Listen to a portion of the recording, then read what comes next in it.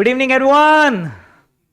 चलिए दोस्तों, तो हम थे पोर्टफोलियो मैनेजमेंट पर, जिसमें इसके पहली वाली यूनिट में हमने देखा था कि there is something called as portfolio management process. Portfolio management process में हम बेसिकली क्या करते हैं, प्लानिंग करते हैं, एग्जीक्यूशन करते हैं और उसका रिव्यू करते हैं। और फिर हमने वेरियस इन्वेस्टर्स की कैटेगरी देखी जो कि स्टॉक मार्केट में आते हैं और अपना पैसा लगाते हैं, और सभी की लिक्विडिटी को लेकर रिक्वायरमेंट अलग होती है, सभी का जो टाइम होराइजन रहता है वो अलग होता है। ये सारे हमने फैक्टर्स यहाँ पर पढ़े। Now let us move on to our next discussion, and this discussion is mainly related to portfolio risk and portfolio return. दोस्तों, जब आप क्लाइंट के साथ प्लानिंग कर रहे होंगे, है ना, क्लाइंट आपके पास 10 करोड़ रुपए 10 करोड़ रुपीस लेकर आया है इन्वेस्टमेंट मैनेज करवाने के लिए। हम एक डॉक्यूमेंट प्रिपेयर करते हैं जब हम क्लाइंट से बातचीत करते। क्या नाम था उस डॉक्यूमेंट का? आईपीएस, और फुल फॉर्म था इन्वेस्टमेंट पॉलिसी स्टेटमेंट, यानी क्या होगी इन्वेस्टमेंट से रिलेटेड हमारी पॉलिसी। डू यू एग्री कि जब हम क्लाइंट के साथ प्लानिंग स्टेज में बात करते हैं तब हम उसके साथ पहले ही एक चीज डिटरमाइन कर लेते हैं कि आपका एक्सपेक्टेड रिटर्न इतना रहेगा और रिस्क हम आपके पैसों पर इतनी लेंगे। ये पहले तय होता है कि नहीं होता है?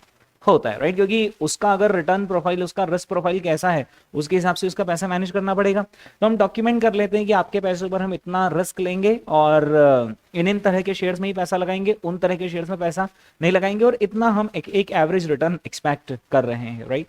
या फिर नंबर्स में पुट करने की वजह उसको किसी बेंचमार्क से लिंक कर देते हैं कि ये जो बेंचमार्क है, हमें बस इस बेंचमार्क को आपके लिए बीट करना है, राइट।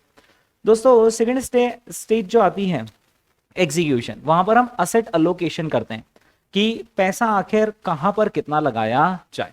और जब हम असेट अलोकेशन भी करते हैं तब भी हम देखते हैं कि हर जो अलग अलग कैटेगरीज हैं जहां पर हम इन्वेस्टमेंट कर सकते हैं, वहां पर कितनी रिस्क है और वहां पर कितना रिटर्न है।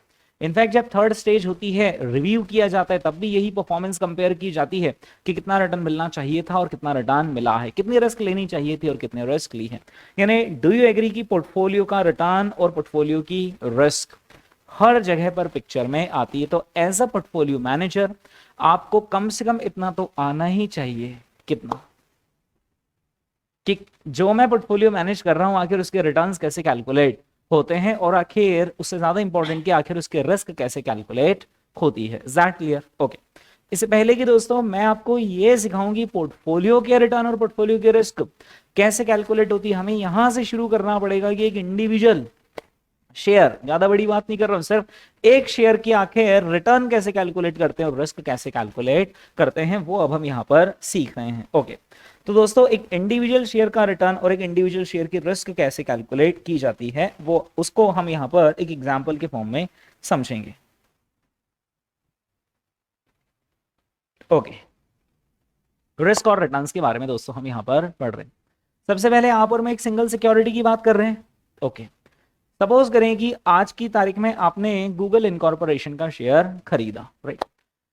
गूगल इनकॉर्पोरेशन का शेयर लेट अस सपोज कि अभी मिल रहा है हमें $100 में, राइट। और अब ये शेयर आज खरीदने के बाद हमारा होल्डिंग पीरियड है 1 ईयर, 1 साल हमें इसे होल्ड करके रखना है। Eight the end of the 1 year हम इस शेयर को सेल आउट कर देंगे। सो और 1 year holding period, during the 1 year holding period, एक तो हमें गूगल जो भी डिविडेंड डिक्लेयर करेगा वो हमें मिल जाएगा, और eight the end of the year जो भी प्राइस होगी उस पर ये शेयर बिक जाएगा। लेट अस सपोज कि गूगल हमें $3 का डिविडेंड देता है और ये शेयर $112 का हो जाता है। तो आज आपने लगाए $100, शेयर ने ड्यूरिंग द ईयर कितना डिविडेंड दे दिया? $3, और eight the end of the year ये शेयर कितने का हो गया? 112। कितना आ रहा है आपका रिटर्न? $15 आ रहा है, और अगर हम उसे परसेंटेज की टर्म्स में एक्सप्रेस करें तो 15% आता है, राइट। दोस्तों, अगर मैं इसी चीज को आपसे कहूं कि आप इस चीज के लिए मुझे कोई फॉर्मूला बनाकर दे दे, तो आप क्या फॉर्मूला बनाएंगे? Dividend that we have received during the first year plus price appreciation. आपने ऐसे ही करा ना, मेंटल मैथ्स कैसे चला था कि $3 ये मिल गया, $12 उधर मिल गया, टोटल कितना हो गया? $15 मिला, कितना लगाकर? $100 लगाकर, राइट। यानी क्या मैं कह सकता हूं कि दोस्तों इस तरीके से रिटर्न्स कैलकुलेट हो सकते हैं, D1 plus P1 minus P0 upon P0 into 100। Is that clear? Okay, अगर मुझे यहाँ पर 1 नहीं भी लिखना है तो मैं ऐसा भी लिख सकता हूं, DT यानी dividend received during time period T plus PT price at the end of T period, है ना, माइनस क्या कर लेंगे P जीरो अपॉन में क्या कर लेंगे पी जीरो, और ये रिटर्न्स निकल जाएंगे हमारे कौन से पीरियड के, टी पीरियड के। Is that clear? ये होता है दोस्तों हमारा फॉर्मूला अगर हमें रिटर्न कैलकुलेट करना हो एक सिंगल सिक्योरिटी का और एक सिंगल पीरियड के लिए। Is that clear? ओके, हम चाहें, अगर हम चाहें तो यही सेम फॉर्मूला हम एक पीरियड से ज्यादा के लिए भी लगा सकते हैं। देखना कैसे? सपोज करें कि आपने गूगल का आज शेयर खरीदा $100 का, इस शेयर ने आपको फर्स्ट ईयर में $3 का डिविडेंड दिया, सेकंड ईयर में $3.5 का डिविडेंड दिया, थर्ड ईयर में इसने $4 का डिविडेंड आपको दिया, है ना? समझ गए आप कहानी? $100 जीरोथ पीरियड पर, $3, $3.5 और $4 के हमें डिविडेंड मिले हैं during a period of 3 years. Eight the end of third year ये गूगल का शेयर $125 पर ट्रेड कर रहा है, ठीक है? और अब हमें देखना है कि आखिर हमने कितना रिटर्न कमाया। तो अब इस केस में देखना हम क्या करेंगे, $3 लिया प्लस $3.5 कर लिया प्लस $4 कर लिया, यानी टोटल कितना हो गया $10.5। तो एक तो हमें डिविडेंड मिला है ड्यूरिंग अवर होल्डिंग पीरियड, राइट? $10.5 डिविडेंड के साथ साथ अंत में वो शेयर कितने में बोला था मैंने, $125। तो 100 की चीज कितनी हो गई 125, यानी 25 ये कमा ली। तो 10.5 कमाया डिविडेंड प्लस $25 कमाया प्राइस एप्रिसिएशन, यानी कि हमने $35.5 कमाए। कितना लगाकर? $100 लगाकर, यानी एक तरीके से कितना परसेंटेज रिटर्न हमने कमाया, 35.5% हमने रिटर्न कमाया ओवर पीरियड ऑफ 3 ईयर्स। क्या ये जो 35.5 में बोल रहा हूं वो पर एनम रिटर्न है या वो over a period of 3 year, over a period of 3 years? Is that clear?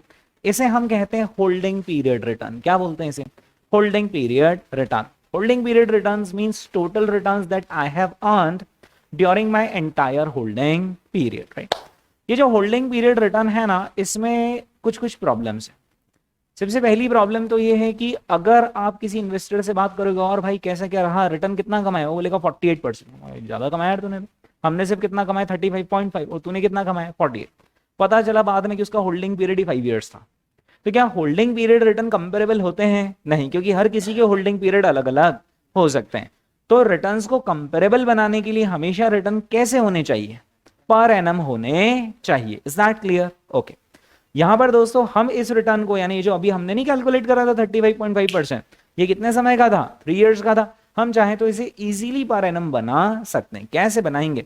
35.5% लिया और हम उसको डिवाइड किससे कर देंगे, 3 से, यानी कि ये आ जाएगा रफली 11.8 और कुछ आ जाएगा, राइट? 11.8 और कुछ परसेंटेज आ जाएगा रिटर्न। एक बार जरा करो ना यार कैलकुलेटर में, 35.5 डिवाइडेड बाय 3 यानी कितना आता है 11.875, कितना आ रहा है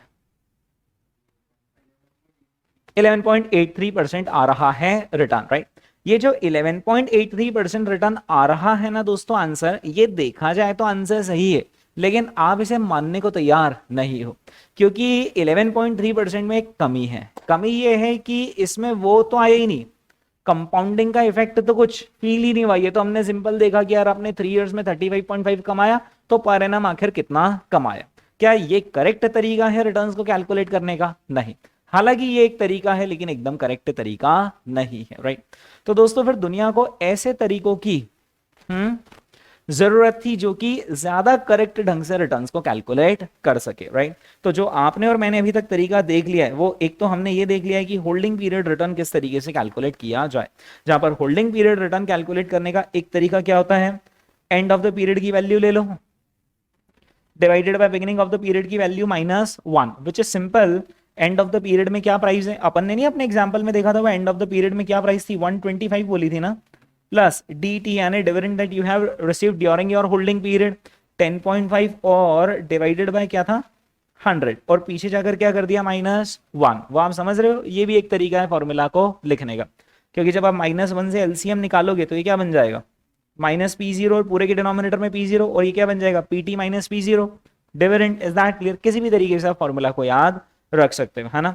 ये हमें क्या लाकर दे देता है, होल्डिंग पीरियड रिटर्न लाकर दे देता है। लेकिन होल्डिंग पीरियड रिटर्न में प्रॉब्लम ये है कि वो कंपेरेबल नहीं होते हैं, राइट? तो दोस्तों फिर जब होल्डिंग पीरियड रिटर्न्स कंपेरेबल नहीं होते हैं तो हमने उसको डिवाइड बाय n कर दिया। वो बात आपको जमी या नहीं जमी? नहीं जमी, राइट?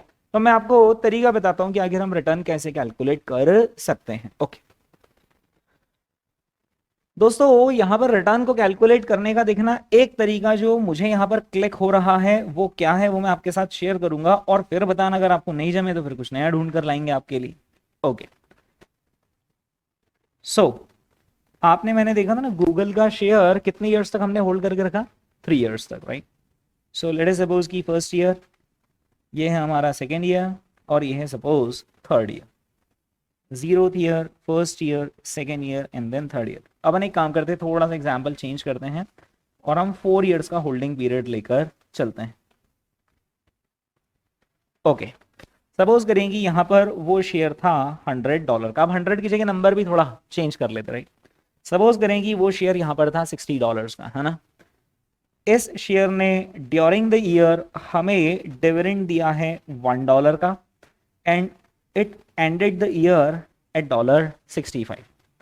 नेक्स्ट ईयर में इस शेयर ने हमें डिविडेंड दिया है $1.5 का and it ended the year with $67। फिर इसके नेक्स्ट ईयर में इस शेयर ने हमें $3 का डिविडेंड दिया है and it ended the year with $80। और उसके बाद इसने हमें डिविडेंड दिया है $2 का and it ended the year with $86। यहां पर देखना दोस्तों हम रिटर्न कैसे कैलकुलेट करेंगे। अब हमें पता करना है कि इन 4 ईयर्स के दौरान आखिर हमने ऑन एन एवरेज कितना रिटर्न कमाया। तो रिटर्न्स कैलकुलेट करने के लिए सबसे पहले तो हम ये देखेंगे कि आखिर ड्यूरिंग द फर्स्ट ईयर हमने कितना रिटर्न कमाया है, राइट। फिर फर्स्ट ईयर का रिटर्न निकालने के बाद हम देखेंगे सेकेंड ईयर में आखिर हमने कितना कमाया है, थर्ड ईयर में आखिर हमने कितना कमाया है, राइट। और फिर देखेंगे कि आखिर फोर्थ ईयर में हमने कितना रिटर्न कमाया है ना। अब फर्स्ट ईयर में कितना रिटर्न कमाया है ये कैसे कैलकुलेट करेंगे, same formula, return percentage is equal to D1 plus P1 minus P0 upon P0। ये फॉर्मूला समझता है ना आपको कि कितना प्राइस एप्रिसिएशन हुआ, कितना डिविडेंड मिला, divided by beginning of the year में हमारा इन्वेस्टमेंट कितना था। बिगिनिंग ऑफ द ईयर को क्यों लेते हैं डिनोमिनेटर, क्योंकि रिटर्न परसेंटेज उसी पर कैलकुलेट होते हैं कि मैंने कितना लगाया और ड्यूरिंग द ईयर मैंने कितना पाया। यहाँ कितना परसेंटेज आ रहा है दोस्तों आंसर, 10% हमने यहाँ पर रिटर्न कमाया। So return in first year is 10%, ठीक है। उसी तरीके से अब हम कैलकुलेट करते हैं आखिर हमें रिटर्न सेकेंड ईयर में कितना मिला। तो सेकेंड ईयर में एक तो हमें $1.5 का डिविडेंड मिला है प्लस $2 का प्राइस एप्रिसिएशन मिला है, यानी हमने $3.5 कमाए हैं। अब इन $3.5 का बेस क्या लेंगे, डिवाइड किससे करेंगे आप तो ये बताओ, 65 से या फिर 60 से जो आपने ओरिजिनली लगाए थे, 65 से, फॉर ऑब्वियस रीजन क्योंकि यहां से यहां तक का रिटर्न आप काउंट कर चुके हो। तो अब सेकंड ईयर में तो आप यहीं से ही कमाओगे ना, कि शुरू से थोड़ी ना कमाओगे।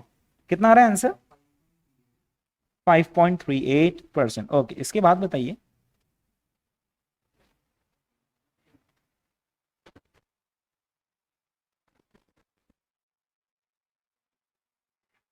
$23.88% रिटर्न्स। ओके और फोर्थ ईयर में कितना रिटर्न, 10% आ रहा है return. Is that clear? Okay दोस्तों यहाँ पर इस सिचुएशन में अगर हमें ये पता करना है कि ओवर अ पीरियड ऑफ नहीं, ये जो अभी आपने मैंने कैलकुलेट करा वो ठीक है, पर वो क्या है, वो एवरेज रिटर्न है या वो तो 4 ईयर्स में ओवरऑल इंडिविजुअली हर साल में कितना कमाया है वो है, इंडिविजुअली आखिर कितना कमाया है वो है। लेकिन इस बंदे ने सपोज करो कि 4 ईयर्स तक ये इन्वेस्टमेंट रखे रखा सेका, और अब ये जो बंदा है ये इधर पीछे मुड़कर देख रहा है कि आखिर मैंने कितना रिटर्न कमाया है इन 4 सालों में एवरेज। मेरा दोस्त पूछ रहा है भाई तू कितना छापता है शेयर मार्केट में, एक अंदाज तो बता। तो कैसे कैलकुलेट करेंगे दोस्तों, उसके दो तरीके हैं। सबसे पहला तरीका है एरिथमेटिक मीन। क्या कर लेंगे हम, एरिथमेटिक मीन कैलकुलेट कर लेंगे, राइट। एरिथमेटिक मीन दुनिया का सबसे आसान फॉर्मूला, चारों रिटर्न्स उठाओ और चारों रिटर्न्स को उठाकर डिवाइडेड बाय 4 कर दो, as simple as that, right. तो इस केस में दोस्तों एरिथमेटिक मीन का आखिर अगर कोई फॉर्मूला पूछ ले तो फॉर्मूला क्या बोलोगे, R1 plus R2 plus R3 plus R4 और डिवाइडेड बाय 4, है ना। हमारे केस में n नंबर ऑफ ईयर्स कितने हैं, 4 ईयर्स, राइट। तो यहाँ पर जरा कैलकुलेटर पर आप आंसर निकाले, 10% प्लस 5.38 प्लस 23.88 प्लस कितना 10% और पूरे को डिवाइडेड बाय 4, कितना बता रहे हो आंसर, 12.32% आता है हमारा रिटर्न, राइट। दोस्तों ये एरिथमेटिक मीन है, और एरिथमेटिक मीन का इंप्लाइड मीनिंग होता है कि ये कंपाउंडेड एवरेज है या फिर ये सिंपल एवरेज रिटर्न है। ये है सिंपल एवरेज रिटर्न। क्या सिंपल एवरेज कैलकुलेट करना सही तरीका है रिटर्न्स का? नहीं, सही तरीका नहीं है। तो फिर दुनिया को एक ऐसा तरीका चाहिए था जो क्या करेगा, कंपाउंडेड एवरेज करेगा, राइट। कंपाउंडेड एवरेज कैलकुलेट करने के लिए दोस्तों हम वो कैलकुलेट करते हैं ज्योमेट्रिक मीन, यानी कि CAGR। दोनों में से कुछ भी बोल लो, दोनों का मीनिंग एक ही है, राइट। क्योंकि CAGR भी कैसे कैलकुलेट होती है, ज्योमेट्रिक मीन से, राइट। CAGR का फुल फॉर्म क्या है? Compounded annual growth rate, okay. So we have got yet another way in which is geometric mean, और geometric mean आपको CAGR बताता है, यानी compounded annual growth rate आपको बताता है। Now my question to you is कि इसका geometric mean का फॉर्मूला आता है क्या आपको? क्या है formula? R1 into R2 into R3 into R4 geometric mean का। तो आप कैलकुलेट करके बता पा रहे हो क्या यहाँ पर ज्योमेट्रिक मीन कितना आएगा? हम्म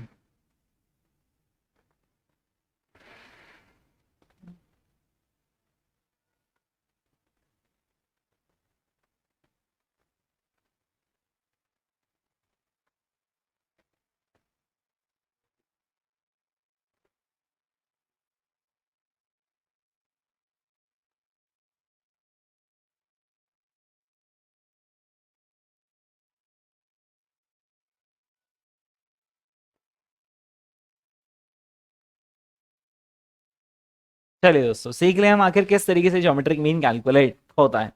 कुछ हद तक आपने फिर भी सही बताया, लेकिन एकदम परफेक्शन नहीं है अभी आप। इसके पहले मैंने कभी क्लास में बताया क्या ज्योमेट्रिक मीन? शायद, शायद नहीं, ओके। इक्विटी के अंदर जहां तक मुझे याद है बताया होगा। नॉनदलेस दोस्तों, हम समझ लेते हैं आखिर ज्योमेट्रिक मीन कैसे कैलकुलेट होता है।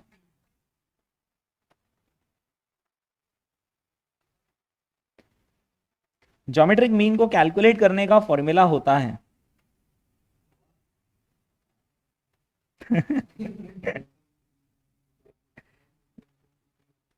1 + R1 into 1 + R2 into 1 + R3 into 1 + R4। मतलब एक्चुअली मैं उसको अगर फॉर्मूला के फॉर्म में लिखूं तो मुझे ऐसा लिखना चाहिए, से लगाकर कहां तक जाएंगे हम, 1 + RN तक जाएंगे, ठीक है, जो भी nth आपका रिटर्न हो, है ना। और इसका आपको यहाँ पर nth रूट लेना पड़ेगा, और बाद में फिर सबसे आखिरी में आपको यहाँ पर -1 करना पड़ेगा। Is that clear? So that is the formula to calculate geometric mean, है ना। अपन एक काम करते हैं ना, इस फॉर्मूला को अपने सिचुएशन में लगाते हैं। चलिए, तो अब हमें दोस्तों यहाँ पर nth रूट कैलकुलेट करना है। तो एक मिनट, nth रूट की पहले व्यवस्था कर लें यार।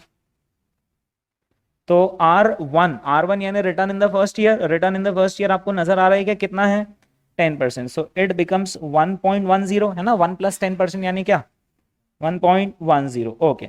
और फिर अगर R2 की बात करें तो 5.38 यानी 1.538, 1.053, ठीक है। वो सब ध्यान रखना है, एग्जाम में 1.538 अलग होता है। फिर 1.2388, फिर आ जाएगा यहाँ पर 1.10, है ना। ये पूरे को हम सॉल्व करेंगे, इसका कितना रूट निकाल लेंगे दोस्तों, 4th रूट, क्योंकि हमने 4 रिटर्न नंबर्स भेजे हैं, और इसमें हम बाद में क्या कर देंगे, -1। अब आप सभी सोच में पड़ गए हैं कि आखिर इसे कैलकुलेटर पर कैसे कैलकुलेट करेंगे। तो मेरे हिसाब से इतना तो आपने कर ही लिया होगा, इतना तो आपने कैलकुलेटर की स्क्रीन पर कर ही लिया। इतना कैलकुलेटर की स्क्रीन पर करने के बाद कितना आ रहा है स्क्रीन पर, 1.58 तो आ ही रहा है आपकी स्क्रीन पर, है ना। 1.58 आ रहा है, ओके। 57 और कुछ आ रहा है। अब हमें करना क्या है, इसका कितना रूट निकालना है, 4th रूट निकालना है। देखो जरा इसमें रूट का बटन होता है कि नहीं, अच्छा है, ये रहा ना अंडर रूट का बटन, ओके। बस फिर तो काम हो गया, वेरी गुड, राइट। अगर 4th रूट निकालना है, देखो अगर स्क्वायर रूट निकालना होता है तो एक ही बार रूट का बटन दबाते, और 4th रूट निकालना है तो 2 बार आप 2 टाइम्स स्क्वायर रूट का बटन प्रेस करेंगे। अगर 6th रूट निकालना हो तो नहीं, 8th रूट निकालना हो तो 3 टाइम्स अंडर रूट का बटन प्रेस करेंगे। मतलब अगर क्या 2 की पावर क्या, हाँ, स्क्वायर रूट क्या होता है, 2 की पावर में चलता है। मतलब अगर स्क्वायर रूट निकालना हो तो कितनी बार स्क्वायर रूट निकालना हो तो क्या क्या करेंगे, एक बार अंडर रूट। फोर्थ रूट निकालना हो तो कितनी बार, 2 बार। एट्थ रूट निकालना हो तो कितनी बार, 3 बार। 4 नहीं यार, किसने बोला, 3 बार, राइट। और अगर 16th रूट निकालना हो तो कितना, 4 बार, 4 टाइम्स। ठीक है, चलो तो अभी तो हमारी किस्मत कितनी अच्छी है, हमें फोर्थ रूट निकालना है ना, 2 टाइम्स हमें स्क्वायर रूट का बटन प्रेस करना है। तो आपने करा यहाँ पर 2 बार स्क्वायर रूट का बटन, कितना आ रहा है आंसर ये बताओ, 1.12 आ रहा है। ओके, और उसमें से क्या माइनस कर देंगे, 1। और क्योंकि वो 0.2 ही आ रहा है, और अगर आपको डेसिमल भी चाहिए आगे तो इनटू आप 100 कर दीजिए तो डेसिमल आपको बता देगा कितना आ रहा है आंसर। 12.11% आता है दोस्तों compounded average return. Is that clear? ठीक है, ओके। तो अगर सिंपल एवरेज निकालना हो तो सारे रिटर्न्स उठाओ और उठाकर सारे के सारे रिटर्न्स उठाकर क्या कर लो, ऐड कर लो, डिवाइड बाय 4 करो। लेकिन कंपाउंडेड एवरेज निकालना है तो मन में एक अजम्पशन लेना पड़ता है। देखना ये ज्योमेट्रिक मीन का फॉर्मूला कैसे आया, इसने मनी मन मान लिया कि मेरे पास $1 है आज, और फर्स्ट ईयर में क्योंकि रिटर्न 10% बना है तो वो फर्स्ट ईयर के एंड में कितना बन गया, 1.10। फिर मैंने वही 1.10 जब इन्वेस्ट करा तो नेक्स्ट ईयर कितना रिटर्न मिला, तो फिर वो आखिर 1.10 कितना बन गया, तो 1.10 इंटू 1.0538। फिर जो आया अमाउंट उस पर इतना रिटर्न मिला तो वो कितना बन गया, और जो आया अमाउंट उस पर इतना रिटर्न मिला तो वो कितना रिटर्न बन गया। That's the whole logic, that's the whole rational behind geometric mean formula, right. मन में सिर्फ एक ही सवाल है कि सर आप कितने स्मार्ट हैं, वो तो मैं हूं। यहां पर आपने कितने ईयर्स ले लिए, 4 ईयर्स, राइट। इसके पहले जब आप कर रहे थे तब आप कितने ईयर्स ले रहे थे, 3। लेकिन हमें याद आ रहा है आपने जानबूझकर यहां पर क्या कर दिया था, 4 ईयर्स कर दिया था। लेकिन सपोज करें कि सर यहाँ पर 3 ईयर्स ही होते हैं, या मान लो कि चलो 1 ईयर यहाँ पर और बढ़ा दिया, 5th ईयर भी होता, तो फिर सर यहाँ पर या तो क्यूब रूट आता है ना, थर्ड रूट आता, या फिर 5th रूट। वो आखिर हम हमारे आम कैलकुलेटर में कैसे कैलकुलेट करेंगे, दैट इज बहुत आसान, कोई बहुत बड़ी बात नहीं। यहां पर आपको y raise to the power x का फंक्शन यूज करना पड़ेगा, ठीक है, ओके। दोस्तों यहां पर हमें कितना रूट निकालना है, 5th रूट निकालना है, राइट। तो एक काम करते ना, एक काम करते, 5th रूट नहीं निकालते अपन, 4th रूट ही उस फंक्शन से निकाल लेते, आंसर टैली हो जाएगा बस। वो फिर मैकेनिज्म 5th पे भी लग जाएगा। हाँ, तो आपकी स्क्रीन पर यहां पर नंबर क्या आ रहा था, 1 point, you you you number कितना आ रहा था, 1.58 आ रहा था शायद, ऐसा बोला था आपने, 1.58। हाँ, तो आप दोस्तों अपनी स्क्रीन पर यहां पर 1.58 लिख लीजिए, लिख लिया आपने 1.58। अच्छा, हमें करना क्या है, हमें 1.58 का 4th रूट निकालना है। It can also be written as 1.58 raise to the power 1/4, where 1/4 का मीनिंग क्या होता है, 0.25। यानी सरल शब्दों में हमें करना क्या है, 1.58 की पावर 0.25 निकालनी, ये हो गया। 1.58 लिखो जरा कैलकुलेटर में, 1.58 लिखा, y की पावर x आपने बटन दबाया, फिर आपने कितना लिख दिया, 0.25, और कर दीजिए इक्वल्स टू, और मुझे बताइए कितना क्या आ रहा है, 0.12 आ रहा है, उसको इंटू 100 कर लीजिए। एक मिनट, सॉरी, 1.12 आ रहा है ना, उसमें -1 करके इंटू 100 एक बार करके देख लो, तो उसी में आंसर आ जाएगा। मतलब आपको समझ गया कि यार क्या करना है, ठीक है। यही दोस्तों, अगर 5th रूट निकालना होता तो 5th रूट का मतलब होता है क्या होता है, पावर 1/5, पावर 1/5 यानी 0.20। तो बस y की पावर x का बटन दबाने के बाद क्या करना था, 0.20 लेनी थी पावर। Is that clear? ठीक है, पर CAGR का तो फॉर्मूला अलग होता है ना, फिर अब मुझे सिखाओ, अगर ये नहीं होता है तो फिर क्या होता है, अलग होते हैं क्या शायद, बताना कभी मिले तो। हाँ, 0.20 करेंगे, हाँ, y की पावर x में 0.20 रखेंगे अगर 5 ईयर्स है तो, है ना, okay. So the formula to calculate CAGR is this one only, right. CAGR का कोई ऐसा अलग से नया फॉर्मूला नहीं होता है, यही फॉर्मूला होता है, ज्योमेट्रिक मीन को ही कंपाउंडेड एनुअल ग्रोथ रेट कहते हैं। Is that clear? ओके दोस्तों, यहां पर अब हम एक पर्टिकुलर एग्जाम्पल में कंपेयर करना चाहते हैं कि आखिर किस तरीके से रिटर्न्स कैलकुलेट करेंगे। तो सपोज करो कि एक इन्वेस्टमेंट है जिसने हमें ऐसे कुछ रिटर्न दिए, जिसमें उसने फर्स्ट ईयर में कितना रिटर्न दिया है, सेकेंड ईयर में -8% रिटर्न, और थर्ड ईयर में कितना रिटर्न दिया है, 12% रिटर्न दिया है। अब हमें यहां पर एक बार कैलकुलेट करना है होल्डिंग पीरियड रिटर्न, एक बार कैलकुलेट करना है मीन एनुअल रिटर्न, और एक बार क्या कैलकुलेट करना है, geometric mean annual return, right. तो यहां पर ज्योमेट्रिक मीन का फॉर्मूला बताओ, CAGR का हाँ फॉर्मूला बताओ। Final value upon starting value raise to the power 1/n-1। ठीक है, ये जो फॉर्मूला है ना, नहीं, ये फॉर्मूले में एक प्रॉब्लम है। प्रॉब्लम ये है कि तुम्हारी स्टार्टिंग वैल्यू कितनी थी, जरा शेयर किए बताना। This is your starting value, this is your final value, is that clear? तो रास्ते के डिफरेंस आखिर कहाँ गए, राइट? तो वो फॉर्मूला भी एक करेक्ट फॉर्मूला है और वो कोई नया फॉर्मूला नहीं। अगर तुम वही फॉर्मूला मुझे लिखवा रहे हो तो उससे अच्छा तो मैं तुमको बता देता हूँ। क्या लिखवाया था फॉर्मूला? फाइनल वैल्यू अपॉन ना, तो उसकी वजह तो तुम यही लिख लो formula, future value is equal to present value into 1 + r की पावर n, क्योंकि ये वही है फाइनल वैल्यू अपॉन में स्टार्टिंग वैल्यू, और उस तरफ का n इस तरफ आकर क्या बन जाएगा, पावर 1/n, और इस तरफ का 1 आकर इधर क्या बन जाएगा, -1। Is that clear? तो CAGR का कोई ऐसा अलग से फॉर्मूला नहीं था। CAGR is simple common sense. Is that clear? तो अगर आपने आज इन्वेस्टमेंट करा है, रास्ते में कुछ नहीं मिला है, सीधे पैसा कहाँ मिला है, आखिरी में, तो आप CAGR का कोई अलग फॉर्मूला ही मत लगाओ, आप तो अपना यही फॉर्मूला यूज कर लो। कौन सा वाला? फ्यूचर वैल्यू प्रेजेंट है। ये कुछ नहीं लिखा है यार, ये टाइम पास है। इतने फॉर्मूले कैसे याद रखोगे जिंदगी में?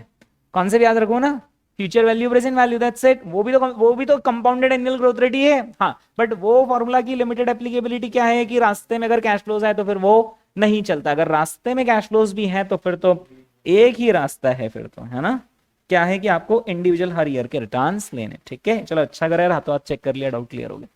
चलिए दोस्तों, तो ये हमने देखा कि किस तरीके से यहाँ पर ज्योमेट्रिक मीन कैलकुलेट करते हैं। आते हैं ना यार यहाँ पर,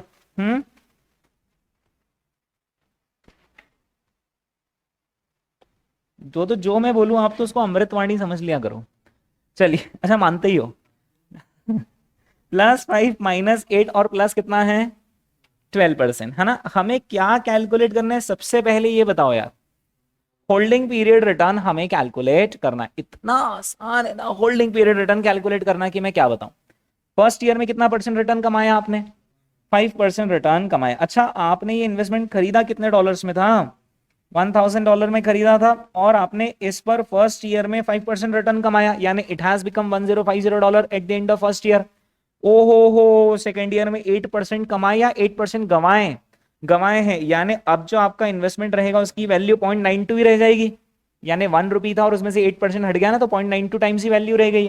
फिर इसके बाद कितना, 1.12। आप मुझे बताइए एंडिंग वैल्यू कितनी आ रही?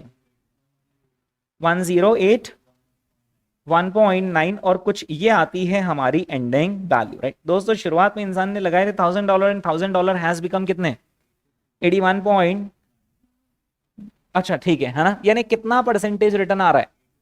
8.19% कुछ रिटर्न आ रहा है over a period of how many years, 3 years, right. ये देखिए दोस्तों, 8.19% रिटर्न आता है हमारा होल्डिंग पीरियड रिटर्न। सेकंड इन्होंने क्या पूछा है, मीन एनुअल रिटर्न। तो मीन एनुअल रिटर्न यानी आपको सिंपल यहां पर क्या करना है, सिंपल एवरेज करना है। तो सिंपल एवरेज कैसे कर लोगे, 5% रिटर्न है, -8% रिटर्न है और +12% है, तीनों को जोड़कर डिवाइडेड बाय 3 करना है। जोड़ते वक्त ये जरूर माइनस ही होगा, तो 5 और -8 यानी -3 बचता है, और प्लस कितना 12, कितना आ रहा है ये 9%, और डिवाइडेड बाय 3 इयर्स का होल्डिंग पीरियड, यानी 3% आता है हमारा एरिथमेटिक मीन रिटर्न। ठीक है, मेन तो हमें क्या है, geometric mean, and that is pretty easy.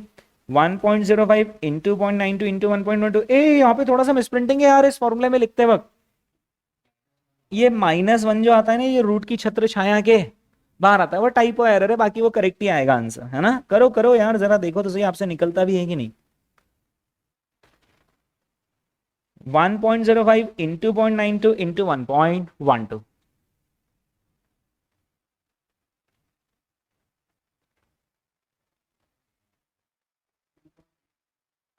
2.63, वही 2.66। Is that clear? y/x में, ओ इस बार y/x में 0.333333 लेना पड़ेगा, राइट। ठीक है,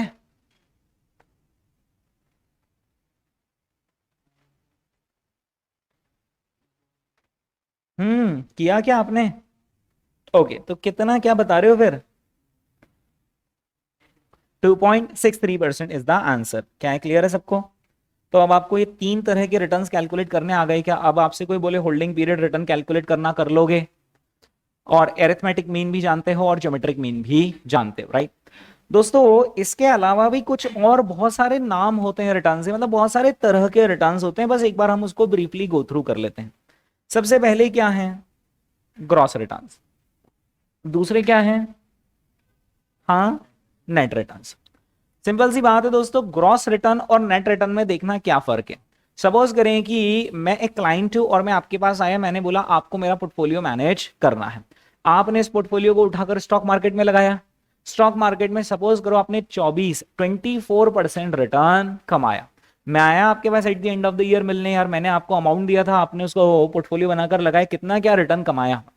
तो आप बोलेंगे सर बहुत बढ़िया रही परफॉर्मेंस, और जो ग्रॉस रिटर्न आया है वो कितना आया है, 24% है। मैंने कहा बहुत बढ़िया है, ग्रॉस रिटर्न तो कितना निकाल कर लेकर आ गए हो आप लोग। 24%, लाओ फटाफट चेक मुझे ट्रांसफर कर दो रिटर्न का। उन्होंने कहा सर इतनी मेहनत करते हैं हम लोग साल भर पोर्टफोलियो मैनेज करने के लिए, हमारा भी थोड़ा सा इसमें से बनता है। आपको याद होगा हमारी बातचीत हुई थी कि हम आपसे 2% चार्जेस लेंगे फॉर मैनेजिंग योर पोर्टफोलियो। तो सर आपको जो रिटर्न मिलेगा ना वो कितना मिलेगा, 24% minus 2% यानी 22%. I'll say okay, so the gross return that my company or my manager has earned for me is 24%, but I actually received net return of कितना, 22%, right?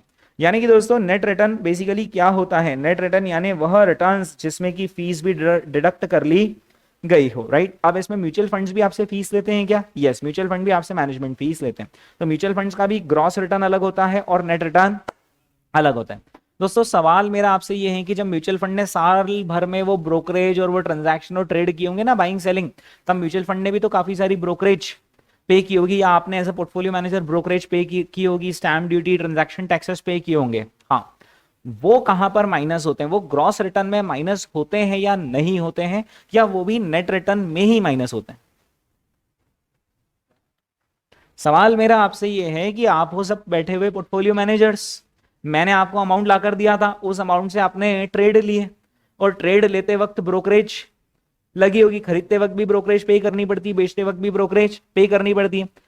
ग्रॉस रिटर्न जो 24% आप नहीं बता रहे थे मुझे, उसमें वो ब्रोकरेज जो आपने ट्रेड करते वक्त जो ब्रोकरेज पे करी थी वो माइनस करके बताते हैं या नहीं, माइनस नहीं करके बताते हैं, और फिर बाद में नेट रिटर्न निकालते वक्त माइनस करते हैं, बताइए।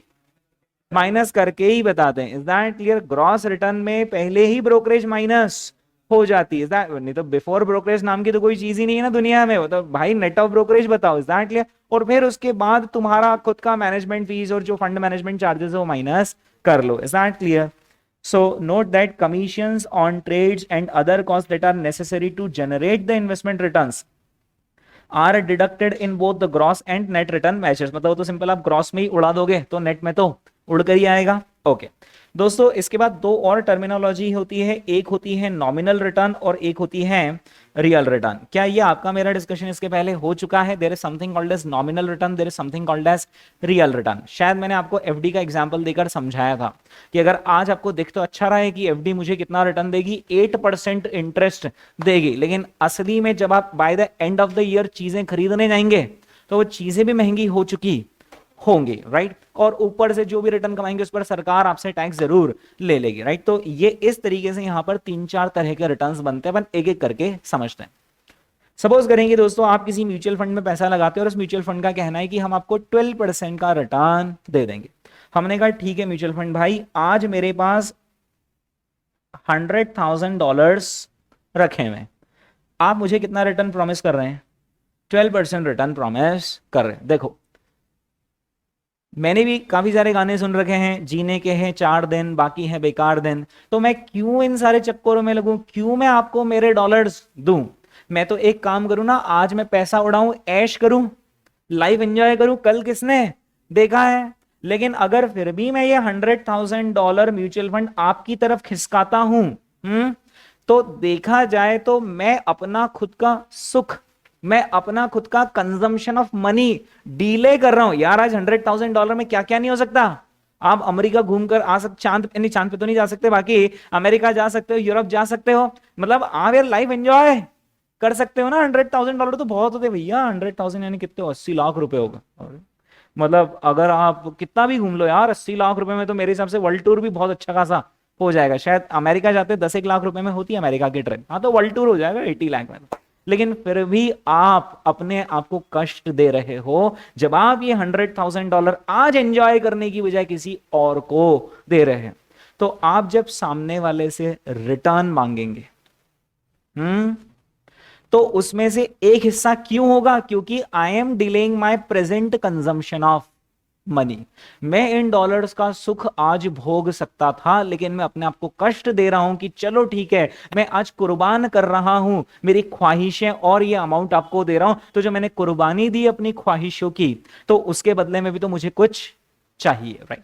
दोस्तों, अगर म्यूचुअल फंड आपको 12% दे रहा है ना, तो पूरा 12% इसके लिए नहीं, आपकी ख्वाहिशें कुर्बान करने के लिए नहीं है, उसके पीछे कारण समझ। आज आप वो काम जो आज आप $100,000 में कर सकते हो ना, वो 1 साल बाद जो आज आप ट्रिप लगा पाओगे वर्ल्ड टूर, सपोज आज वर्ल्ड टूर की कॉस्ट है $100,000, आज से 1 साल बाद $100,000 में लग जाएगा क्या वर्ल्ड टूर? चीजें इस बीच महंगी हो जाएंगी।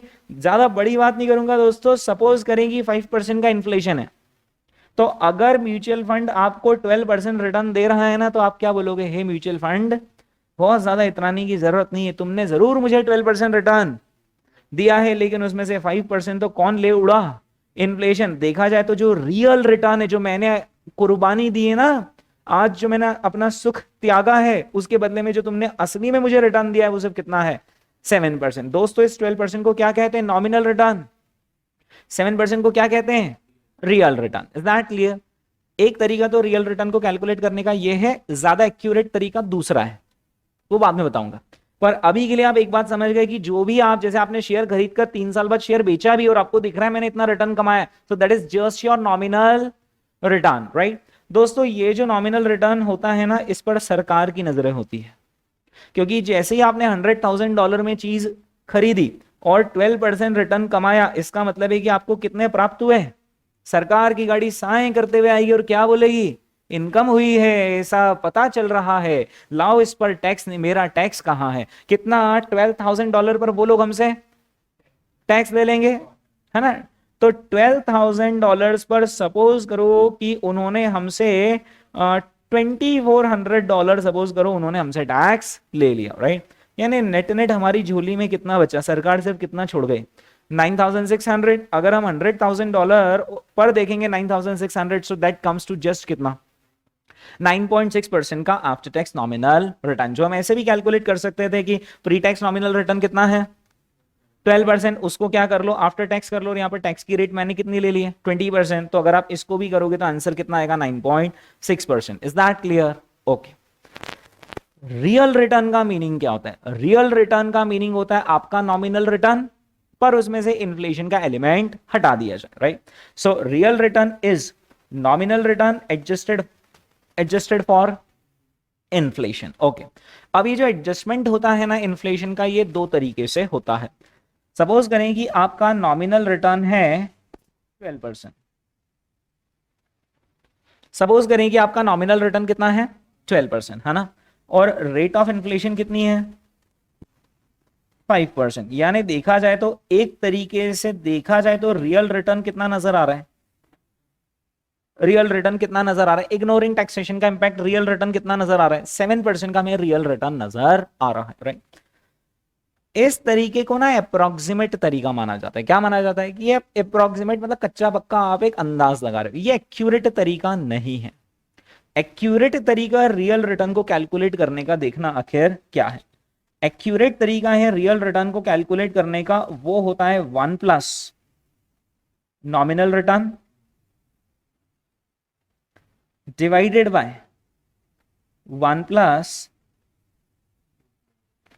Inflation rate -1 is equal to real return. एक बार पहले फॉर्मूला अप्लाई करते हैं, फिर समझते हैं 1 1 सारे कहां से आ गए। अभी तक जिंदगी कितनी आसान थी। 1 प्लस नॉमिनल रिटर्न यानी 1.12 divided by 1 plus inflation rate यानी डिवाइड बाय 1.05। इसमें से माइनस क्या कर देंगे? 1। ये आता है दोस्तों रियल रिटर्न। जरा मुझे बताएंगे रियल रिटर्न कितना था? वो इंटू 100 करके बताना है ना। 6.67% ही रियल रिटर्न है। मतलब अभी तक हम क्या ख्वाब देख रहे थे कि रियल रिटर्न कितना है? 7, पर असली रियल रिटर्न पता है कितना है? 6.67। उसके पीछे देखना लॉजिक क्या है। ये जो आपको 12% रिटर्न मिला है, नंबर्स के साथ समझे, ये जो $100,000 हैं, दे हैव बिकम 112,000, पर इस बीच महंगाई कितनी थी? 5%। यानी कि वो काम जो आप पहले 100,000 में कर सकते थे, वो काम अब कितने में होने लगेंगे? 105 में। यानी देखा जाए तो एक्सेस अमाउंट आपके पास कितना बचा है? आपने बोला है ठीक है चलो $100,000 लगाकर यही मैंने $7,000 कमाए, पर ये $7,000 आपको रिसीव कब हुए? 0th ईयर पर रिसीव हो गया, फर्स्ट ईयर पे? फर्स्ट ईयर पे। जब आप इन $7,000 को भी खर्चा करने जाओगे ना, तो इन्फ्लेशन की मार तो इस पर भी पड़ेगी ना।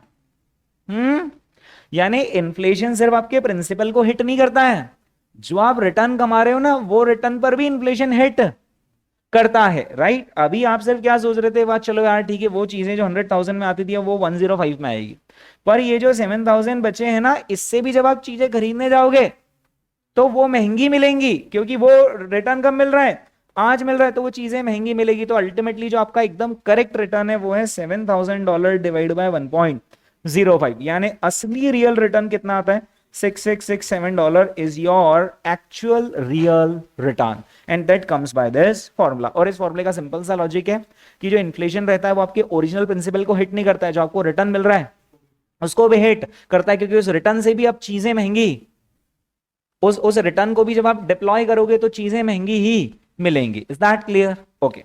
तो दोस्तों ये आ गया कौन सा रिटर्न? रियल रिटर्न, है ना। ये आपने फॉर्मूला नोट कर लिया क्या? कहीं लिखा नहीं रहता दोस्तों ये फॉर्मूला, तो मैंने बता दिया आपको। ये देखो ये लिखा है फॉर्मूला 1.07 डिवाइड बाय 1.02, यानी 1 plus nominal return divided by 1 plus inflation rate minus 1, ये क्या आ जाएगा आपका? Real return. Is that clear? This is the formula to calculate real return. और वो 1 के पीछे लॉजिक भी आपको क्लियर है कि इन्फ्लेशन आपका ओरिजिनल प्रिंसिपल को तो खा ही जाता है, जो आपके रिटर्न आ रहे हैं उसको फिर से इन्फ्लेशन खा जाता है, ठीक है। हाँ जी। अब दोस्तों एक और कॉन्सेप्ट है and which is called as leveraged return. Leveraged return का देखना आखिर मीनिंग क्या है। दोस्तों मैं ट्विटर को ऐसे ही स्क्रॉल कर रहा था, किसी व्यक्ति ने लिखा कि उसके फ्रेंड ने आज से 3 साल पहले, 3 years ago, उसने कोई मल्टी स्टोरीड बिल्डिंग में फ्लैट खरीदा, है ना। वो फ्लैट उसने खरीदा है कुछ 2 करोड़ रुपीस में, उसने वो फ्लैट खरीदा है। कब? आज से 3 साल पहले, right. Eight the end of third year के एंड में उस फ्लैट का वैल्यू हो गया है 2.5 करोड़। ये अब मैं उसका थोड़ा सा नंबर चेंज कर रहा हूं, मैं 2.6 ले लेता हूं for the sake of simplicity, है ना। यानी देखा जाए तो बंदे ने 3 साल में फ्लैट में रिटर्न ही कमा लिया। उसका 2 करोड़ का फ्लैट कितने का हो गया? 2.6 करोड़ का। यानी उसने 0.6 करोड़ कमाए हैं on the base of 2 crore. यानी 30% एक होल्डिंग पीरियड रिटर्न बोल नहीं सकते क्या? 30% क्या है? एक तरीके से होल्डिंग पीरियड रिटर्न। लेकिन तभी उस व्यक्ति ने बाद में नीचे अपने ट्वीट के सेकंड ट्वीट में देखना क्या लिखा, उसने बोला कि ये 30% रिटर्न तो उसे तब मिलता, ये 30% रिटर्न तो उसे तब मिलता जब वो पूरा का पूरा 2 करोड़ रुपया फ्लैट खरीदने के लिए अपनी जेब से लगाता। मैंने कहा बात तो सही है और यही तो बात होती है। उसने बोला नहीं, मैक्सिमम लोग जब प्रॉपर्टी खरीदते हैं तो प्रॉपर्टी हमेशा लिवरेज के साथ खरीदते हैं, यानी खुद का कुछ पैसा लगाते हैं और बचा हुआ पैसा वो बैंक से लेते हैं लोन के फॉर्म में, मॉर्गेज लोन उठा लेते हैं, सपोज होम लोन उठा लेते हैं। तो फिर उसने बताया कि इस बंदे ने इस पर्टिकुलर फ्लैट पर 1.5 करोड़ का तो लोन ही लिया था, यानी 2 करोड़ में से 1.5 तो बैंक से ही लिए थे, खुद का इन्वेस्टमेंट सिर्फ कितना था उसमें? 0.5 करोड़। 2 मिनट के लिए for the sake of simplicity let's make an assumption की 0% है रेट ऑफ इंटरेस्ट। तो अब भाई का जब रिटर्न कैलकुलेट करेंगे तो रिटर्न कैसे कैलकुलेट करेंगे? 2 करोड़ का फ्लैट हैज बिकम कितने का? 2.6 करोड़। यानी भाई ने कितने छापे? 0.6 करोड़ छापे हैं, और 0.6 करोड़ का बेस क्या है? अब सिर्फ 0.5, क्योंकि भाई के लगे तो कितने ही है? 0.5। यानी रिटर्न एकदम परसेंटेज शूट अप कर गया, कितना? 120% रिटर्न आ गया। यानी जो रिटर्न 30% दिख रहा था without any kind of leverage, leverage का मतलब होता है बोरो करके पैसा लगाना, अगर आपने लेवरेज नहीं किया होता तो आपकी कैपिटल पर रिटर्न कितना मिलता?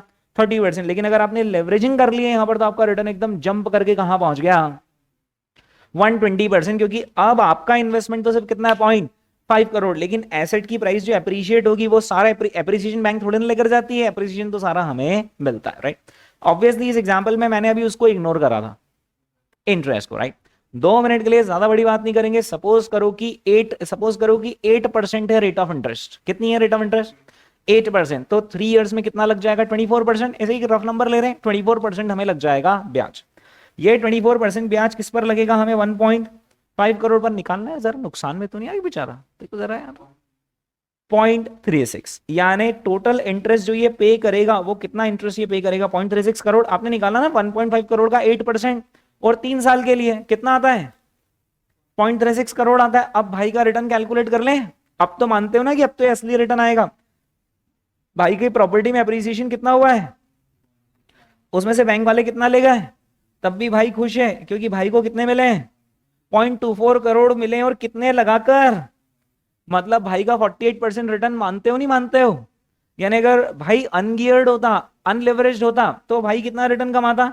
30। भाई ने गियरिंग करी, जो फायदा मिला उसमें से कुछ हिस्सा उसने किसको दे दिया? बैंक को। पर जो उसको हिस्सा मिला वो भी कितना? 48% रिटर्न के बराबर है। तो दोस्तों अगर आप बोरो करके इन्वेस्टमेंट्स करते हो और फिर जो आपको रिटर्न मिलते हैं, such returns are called as what? Leveraged returns. Is that clear? ठीक है। लेवरेज रिटर्न कैलकुलेट करते वक्त 2 स्टेप होती है। सबसे पहले तो टोटल रिटर्न कैलकुलेट कर लिया जाता है, उसमें से कॉस्ट ऑफ लेवरेजिंग माइनस कर ली जाती।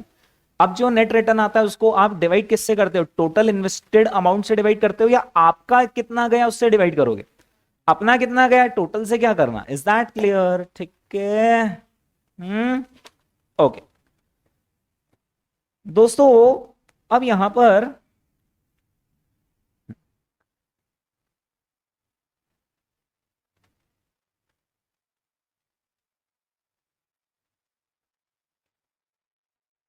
एक सिचुएशन दोस्तों मैं यहां पर आपके सामने रखना चाह रहा हूं। वो सिचुएशन कुछ ऐसी है। सपोज करें कि आपने किसी एक कंपनी के शेयर में पैसा लगाया। मान लीजिए कि आपने एयरटेल का शेयर कितने में खरीदा? 600 में खरीदा, है ना। कब? 0th ईयर पर आपने एयरटेल का शेयर कितने में खरीदा? 600। By the end of the year Airtel का शेयर कितना हो गया? 700। यानी कमाया या नहीं कमाया? कमाया। और रास्ते में एयरटेल ने हमें डिविडेंड भी दे दिया, कितने रुपीस का? 4 रुपीस का। अब अगर हमें यहाँ रिटर्न निकालना हो तो देखना कैसे निकालेंगे।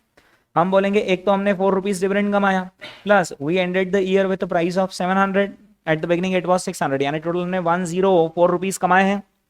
कितने लगाकर? 600 लगाकर। कितना आता है दोस्तों परसेंटेज रिटर्न? 17.33% एक तरीके से रिटर्न आता है किसके शेयर में? एयरटेल के शेयर में, है ना। बोलो ओके। अब इसके बाद सपोज करें कि आपने इस शेयर को और कंटिन्यू करा, यानी सेकेंड ईयर में भी आपने इस शेयर को कंटिन्यू करा, और एयरटेल का शेयर सपोज करो पहुंच गया कहां पर? 1100 पर, और उसने कितना और डिविडेंड दे दिया? 4 रुपीज का डिविडेंड दे दिया। अब हम निकाल सकते हैं कि सेकेंड ईयर में कितना रिटर्न कमाया। यस, 700 का शेयर हैज बिकम कितने का? 1100 का। तो दोस्तों 4 रुपीज तो डिविडेंड कमाया, प्लस 400 रुपीज का प्राइस अप्रिसिएशन कमाया, ऑन द बेस ऑफ कितना?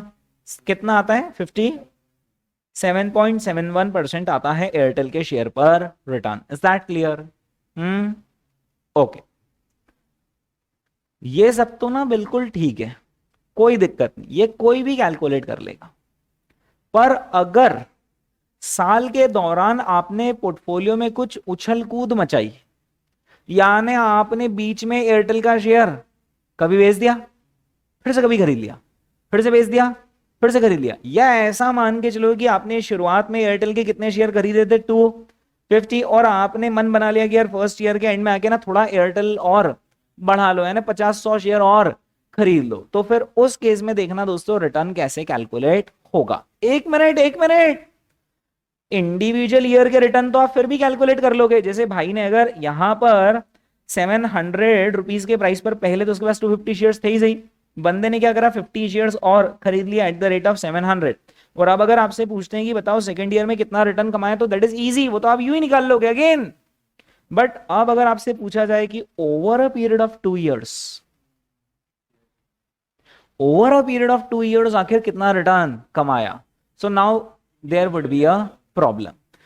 आप एक इंडिविजुअल ईयर का रिटर्न कैलकुलेट कर सकते हो, एक और इंडिविजुअल ईयर का रिटर्न कैलकुलेट कर सकते हो, लेकिन दोनों साल का मिलाकर रिटर्न कैलकुलेट करना मुश्किल है। उसके दो तरीके हैं, दोनों साल का मिलाकर अगर रिटर्न कैलकुलेट करना हो तो उसके दो तरीके। यानी सिंपल सी बात यहां पर यह है कि अगर पोर्टफोलियो में उछल कूद मची हो, यानी पैसा आपने कभी लगाया हो फिर बेचा हो, फिर लगाया हो फिर बेचा हो, तो फिर उस केस में हमारे पास दो तरीके होते हैं रिटर्न कैलकुलेट करने का। आपका सिंपल वाला तरीका किसी काम में नहीं आएगा, राइट। ये दो तरीकों में से एक तरीका कहलाता है money weighted rate of return. क्या कहलाता है? Money weighted rate of return. और दूसरा तरीका कहलाता है time weighted rate of return, right. अब दोस्तों सबसे पहले तो अपन ये समझ रहे हैं कि आखिर money weighted rate of return कैसे कैलकुलेट होता है, और ये आपको समझेगा, मतलब बहुत इजी लगेगा ये आपको, है ना।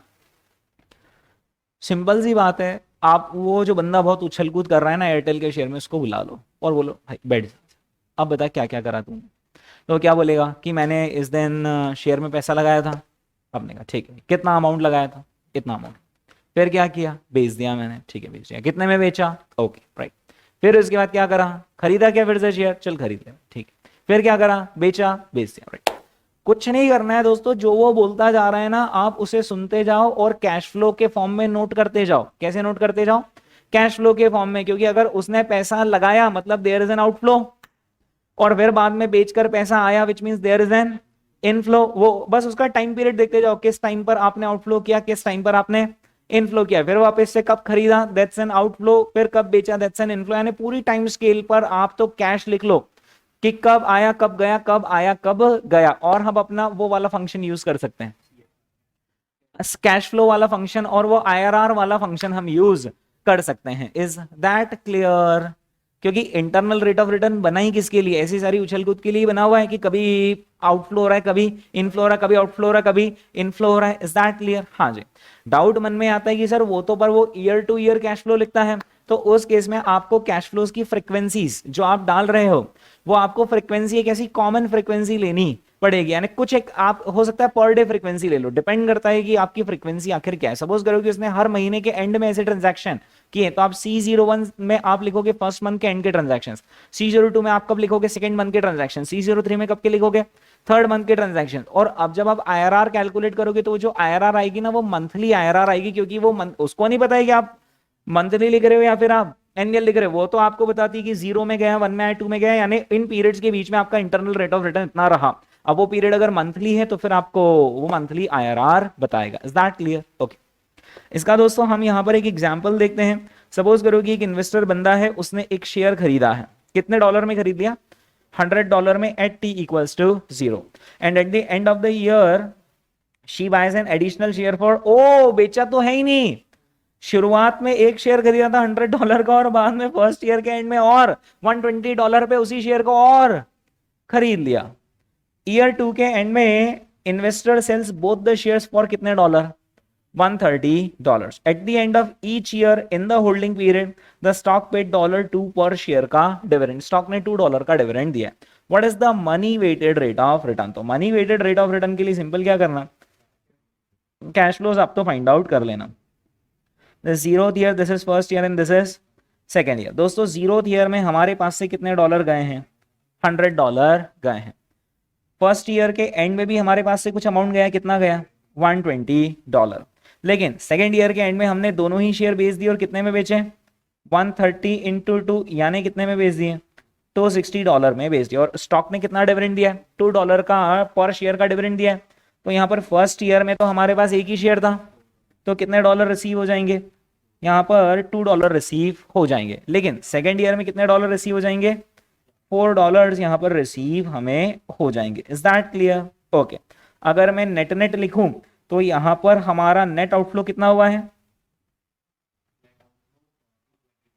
ना, यहाँ पर 118 हुआ है, यहाँ पर नेट आउटफ्लो हुआ है $118, और यहाँ पर नेट इनफ्लो होगा ना, यहाँ पर नेट इनफ्लो हो जाएगा $264 का। मुझे बाकी सारी यहाँ से ये सब कचरा हटा देना है, और बस ये देखना है कि पैसा मनी का वेट है ना, पैसा कब आया और पैसा कब गया। दोस्तों आप इसे कैलकुलेटर में सॉल्व करेंगे और इसके लिए आप रेट ऑफ रिटर्न कैलकुलेट करके बताएंगे।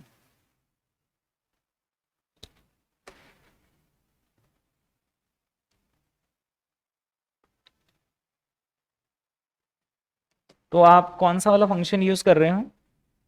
हाँ हाँ, नेट अमाउंट ही लेना पड़ेगा ना, क्योंकि ग्रॉस अमाउंट कैसे लोगे? कैश फ्लो डालने के लिए आपके पास ऑप्शन तो एक ही है।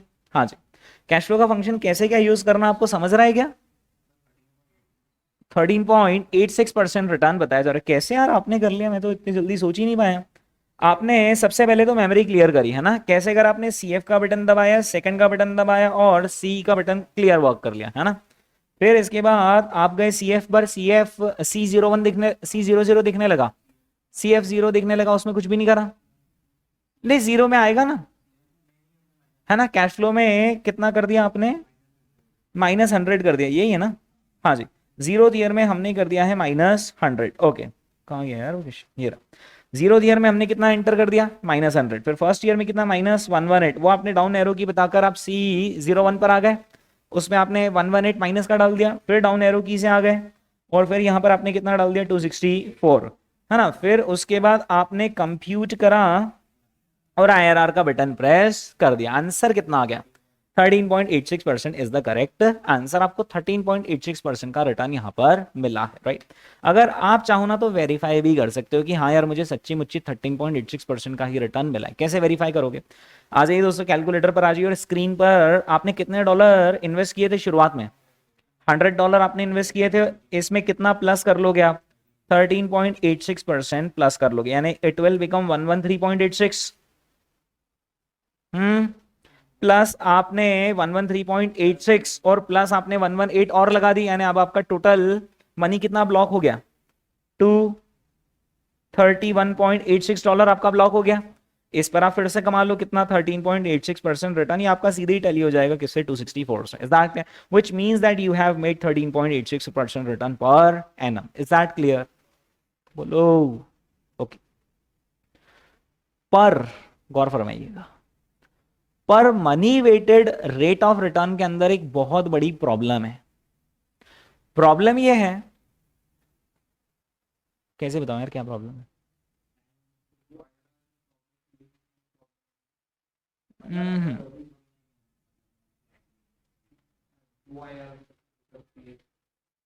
नहीं नहीं नहीं नहीं नहीं नहीं, हाँ हाँ,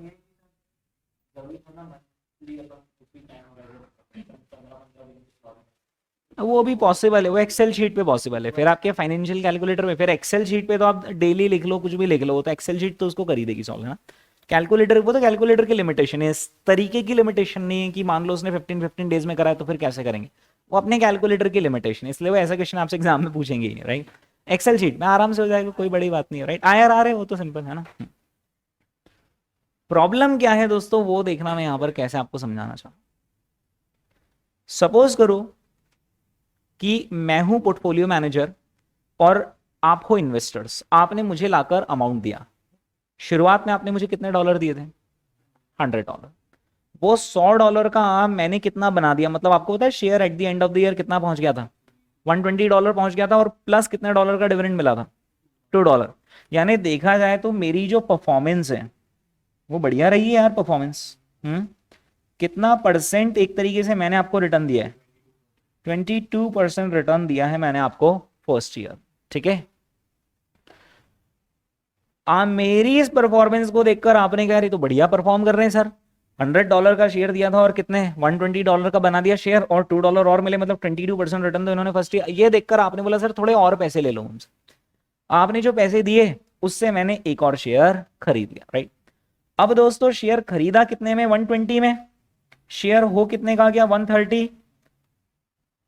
यानी कितने डॉलर कमा लिए? $10 कमा लिए प्राइस एप्रिसिएशन के नाम पर, और प्लस $2 का डिविडेंड, राइट। यानी सेकेंड ईयर में जो परफॉर्मेंस रही देखना वो कैसी रही। $2 तो कमाया डिविडेंड, प्लस $10 कमाया प्राइस एप्रिसिएशन, $12 कमाया ऑन द बेस ऑफ 120, यानी कितना परसेंट कमाया? 10%। कुछ कहना चाह रहे हो? 2 का डिविडेंड फर्स्ट वाले शेयर का तो पहले ही मिल गया था ना, हर साल मिलेगा ना $2, ये इंटू 2 कराए ना, है ना। ओके, तो सेकेंड ईयर में मेरे पोर्टफोलियो की परफॉर्मेंस कैसी रही? 10% रही, है ना। बोलो। ओके, अब अगर आप मेरी over a period of 2 years performance देखना चाहते हो, अगर आप मेरी over a period of 2 year में पोर्टफोलियो मैनेजर कैसा परफॉर्म कर रहा है वो देखना चाहते हो तो कैसे देखोगे? आप बोलोगे यार सर पहले साल तो गजब परफॉर्म किया, कितना 22 कमा कर दिया, सेकंड ईयर में थोड़ा सा कम रहेगा, कितना कमा कर दिया सेकंड ईयर में? 10%। तो आप क्या करोगे यहाँ पर एक एवरेज रिटर्न निकालोगे। अच्छा सिंपल एवरेज निकाल लोगे या कंपाउंडेड एवरेज? कंपाउंडेड एवरेज की फर्स्ट ईयर आपका शेयर 22% चला, सेकंड ईयर आपका शेयर 10% चला। तो कंपाउंडेड एवरेज के लिए हम क्या करते हैं? ज्योमेट्रिक मीन निकालते हैं। ज्योमेट्रिक मीन यानी 1+R1 इंटू 1+R2 और इसका रूट ले लेंगे और -1। बताइए दोस्तों कितनी आ रही परफॉर्मेंस? 15.84% का रिटर्न दिया ना मैंने, और उधर आंसर कितना आया था? 13.8 और कुछ आया था, 13.86 आया था, और अभी रिटर्न कितना आ रहा है? 15.84। अब ध्यान से सुनना तो ही शायद समझ पाओगे दोस्तों। मनी वेटेड रिटर्न में ना एक प्रॉब्लम हो गई।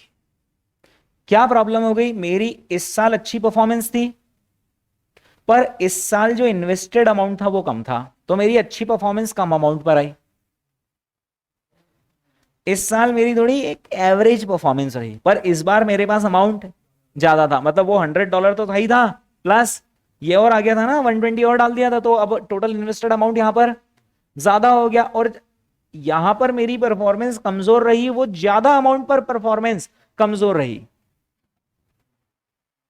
पर एक पोर्टफोलियो मैनेजर की जो परफॉर्मेंस देखना चाहिए over a period of time, उसकी स्किल्स आखिर कैसी है, वो इससे नहीं देखना चाहिए कि ये देखो किस्मत से इसके पास यहां पर पैसा ज्यादा था और इसने अच्छा रिटर्न दे दिया तो उसके पूरे पोर्टफोलियो का रिटर्न ही सुधर जाएगा। मेरी बात समझे? कमजोर परफॉर्मेंस दे रहा था पर जस्ट अच्छा पीरियड आने वाला था ना, उसके पहले उस पोर्टफोलियो में बहुत सारे इनफ्लोज आ गए जिससे इन्वेस्टमेंट का अमाउंट बढ़ गया, और इस साल इसने एक बढ़िया परफॉर्मेंस दे दी तो इसका जो मनी वेटेड रिटर्न आएगा वो बहुत ज्यादा आ जाएगा। जबकि परफॉर्मेंस उसकी कोई 5 साल की अच्छी नहीं, सिर्फ इस साल की अच्छी, और किस्मत से जिस साल अच्छी परफॉर्मेंस उसने उस साल उसके ठीक पहले उसके पास इनफ्लोज ज्यादा आए थे। Is that clear? ओके। तो दुनिया में 2 तरह के रिटर्न होते हैं, एक होते हैं मनी वेटेड रिटर्न, दूसरे क्या होते हैं? Time weighted return. ये जो इसके पहले जो मैंने आनी आपको सिखाया था 13 पॉइंट क्या 13.86%। What was that? That was money weight. की मनी का वेट जहां ज्यादा आएगा, जैसे सेकेंड ईयर में मनी का वेट ज्यादा था इसलिए जो एवरेज रिटर्न आया ना 13.86 वो ये 10 के आसपास ही आ गया क्योंकि यहां वेटेज मनी का ज्यादा था। ठीक है, ओके। इन्वेस्टर फाइनली कमाएगा तो मनी वेटेड रिटर्न ही, असली में कमाएगा तो इंसान मनी वेटेड रिटर्न ही, पर मनी वेटेड रिटर्न के अंदर लक का इन्वॉल्वमेंट हो सकता है कि यू आर जस्ट लकी कि यार वो अच्छे पीरियड के ठीक पहले आपके इन्वेस्टमेंट ज्यादा आ गए थे, राइट? या फिर अगर आप अनलकी हैं तो आप यूं तो गजब परफॉर्मेंस दे रहे थे, 22% रिटर्न दे रहे थे, हाँ? पर जिस साल खराब परफॉर्मेंस थी उस साल बहुत सारे इनफ्लोज आ गए तो आपका मनी वेटेड रिटर्न काफी नीचे आ जाएगा, है ना? है ना? पर इन्वेस्टर तो असली में कमाएगा तो मनी वेटेड रिटर्न ही। पर अगर पोर्टफोलियो मैनेजर की स्किल्स देखनी हो ओवर पीरियड ऑफ टाइम की बंदा कैसा परफॉर्म करता है, इररिस्पेक्टिव ऑफ उसके पास कब कितना मनी रहा, इररिस्पेक्टिव ऑफ कि उसके पास कब कितना मनी रहा, हमें तो एक एवरेज परफॉर्मेंस उसकी देखनी है, तो हम क्या करते हैं? हम टाइम वेटेड रिटर्न कैलकुलेट करते हैं। और ये जो अभी अभी जाने अनजाने में आपने और मैंने कैलकुलेट कर लिया ना, क्या था ये? Time weighted. क्योंकि हमने देखना क्या करा, हमने बोला हे पोर्टफोलियो मैनेजर तुमने इस साल 22% रिटर्न कमाया है, 100 का शेयर तुमने 2 का डिविडेंड और 120 का बना दिया शेयर, तो इस साल तुमने 22% का रिटर्न कमाया। सेकेंड ईयर में 120 का शेयर हैज बिकम 130 का शेयर, यानी $10 ये कमाया, प्लस यानी तुमने कितना दिया रिटर्न? 10%। बाकी सब मोहमा, ये सब हटा दो कि तुम्हारे पास वहां उस वक्त कितना पैसा था और क्या था। Ultimately the crux of the matter is, मतलब पैसा हटा दो ना यार, कब कितना पैसा तुम्हें मिला वो सब हटा दो।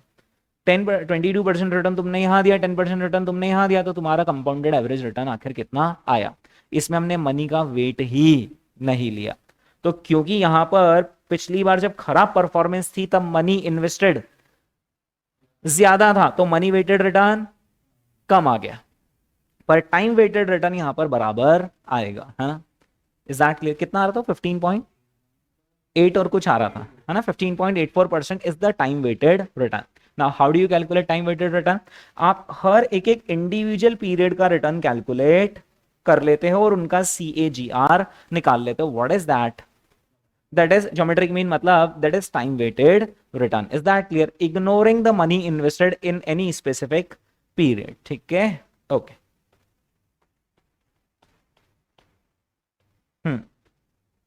तो दोस्तों वो जो अपन ने आंसर्स निकाले थे वो सारे यहाँ पर दे रखे हैं। एक तो 13.86 आया ही था मनी वेटेड में, है ना। ओके, फिर इसके बाद टाइम वेटेड रिटर्न देखो ना, अपन आंसर चेक, ये देखो यार 15.84%। ठीक है, ओके। यहां पर देखिए दोस्तों टाइम वेटेड रिटर्न के आखिर स्टेप्स क्या होंगी। सो टाइम वेटेड रिटर्न में हम सिंपल क्या करते हैं, स्टेप नंबर 1 देखिए, value of portfolio immediately preceding significant additions और विथड्रॉवल्स। यानी कि आप सिंपल ये देख लोगे कि कब कब मेरे पोर्टफोलियो में प्लसेस आए हैं और माइनसेस आए हैं, कब कब प्लसेस आए हैं और कब कब माइनसेस आए हैं। इमीडिएटली बिफोर आपको एक सिग्निफिकेंट इन्वेस्टमेंट मिला हो, जस्ट आपको सिग्निफिकेंट इन्वेस्टमेंट मिला हो, उसके ठीक पहले के पीरियड को आप 1 पीरियड मान लीजिए और देखिए कि उस पीरियड में आपने कितना रिटर्न कमाया। ठीक है, इसको ऐसे बना लेता हूं मैं प्रॉपरली। सपोज करो कि यहां पर डॉलर इन्वेस्ट करा और यहां पर हमें और डॉलर मिल गए, तो हम क्या बोलेंगे, 1 मिनट तुम डॉलर तुम रुको, पहले हमें ये देखने दो कि यहाँ हमारी परफॉर्मेंस कैसे रही। निकाल लिया, चलो हाँ। अब ये जो ओरिजिनल डॉलर था ये तो अवेलेबल होगा ही होगा, plus there are some more dollars, so now the total investment is this much.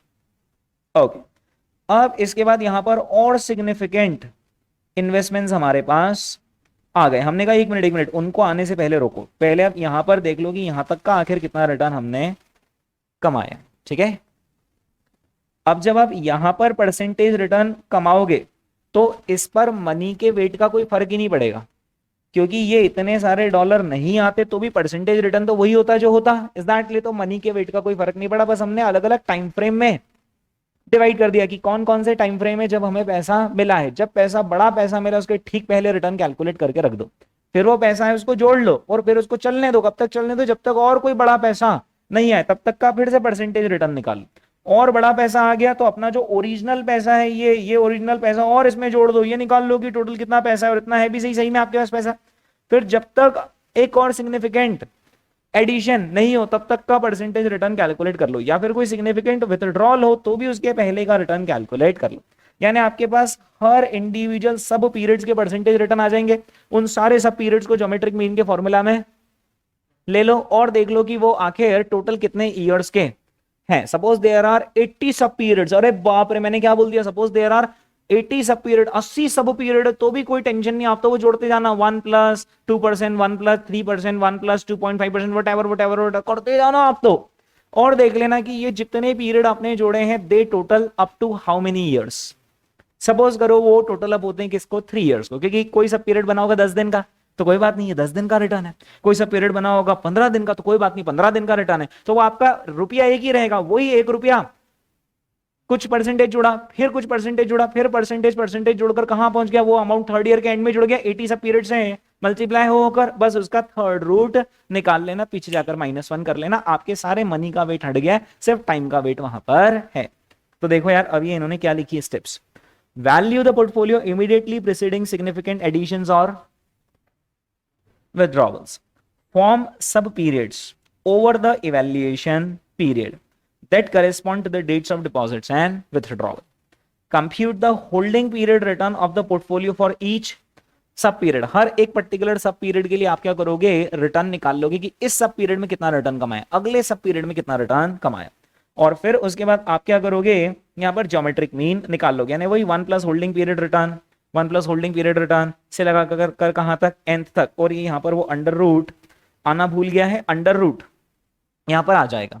अगर नहीं 1 मिनट गलत नहीं है, वो सही है, अगर 1 ईयर से लेस हो तो अंडर रूट का सवाल ही पैदा नहीं होता। अगर आपका टोटल होल्डिंग पीरियड ही 1 ईयर बन रहा है, यानी कोई 10 दिन ले लिया, कोई 15 दिन, ऐसे करके 1 ईयर ही बन रहा है, तो अंडर रूट करना ही नहीं है। Is that clear? तो सिंपल आप निकाल लोगे कि टोटल कितना रिटर्न और -1, तो रिटर्न निकल जाएगा फॉर 1 ईयर। अगर ग्रेटर देन 1 ईयर हो तो फिर हमें क्या करना पड़ेगा, ज्योमेट्रिक मीन करना पड़ेगा, जैसा अभी हमने समझा। Is that clear? इसका आंसर कितना था, 15.84%, है ना।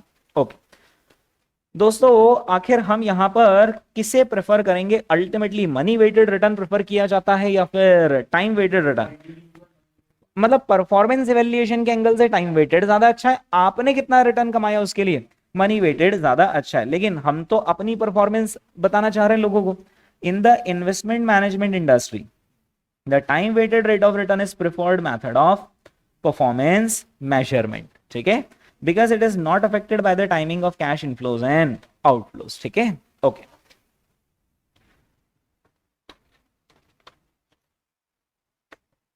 हाँ जी, अब ये वाला पैराग्राफ ना थोड़ा सा एनालिटिकल है, तो अपन इस पैराग्राफ को साथ में पढ़ लेते हैं। समझा तो मैंने दिया है, बट वो एनालिटिक्स एक बार रिव्यू हो जाएगा।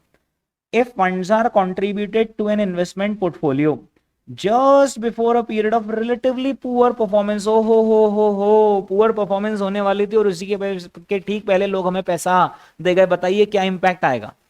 हमारा जो मनी वेटेड रिटर्न है वो कम हो जाएगा। The money weighted rate of return will tend to be lower than the time weighted, ठीक है।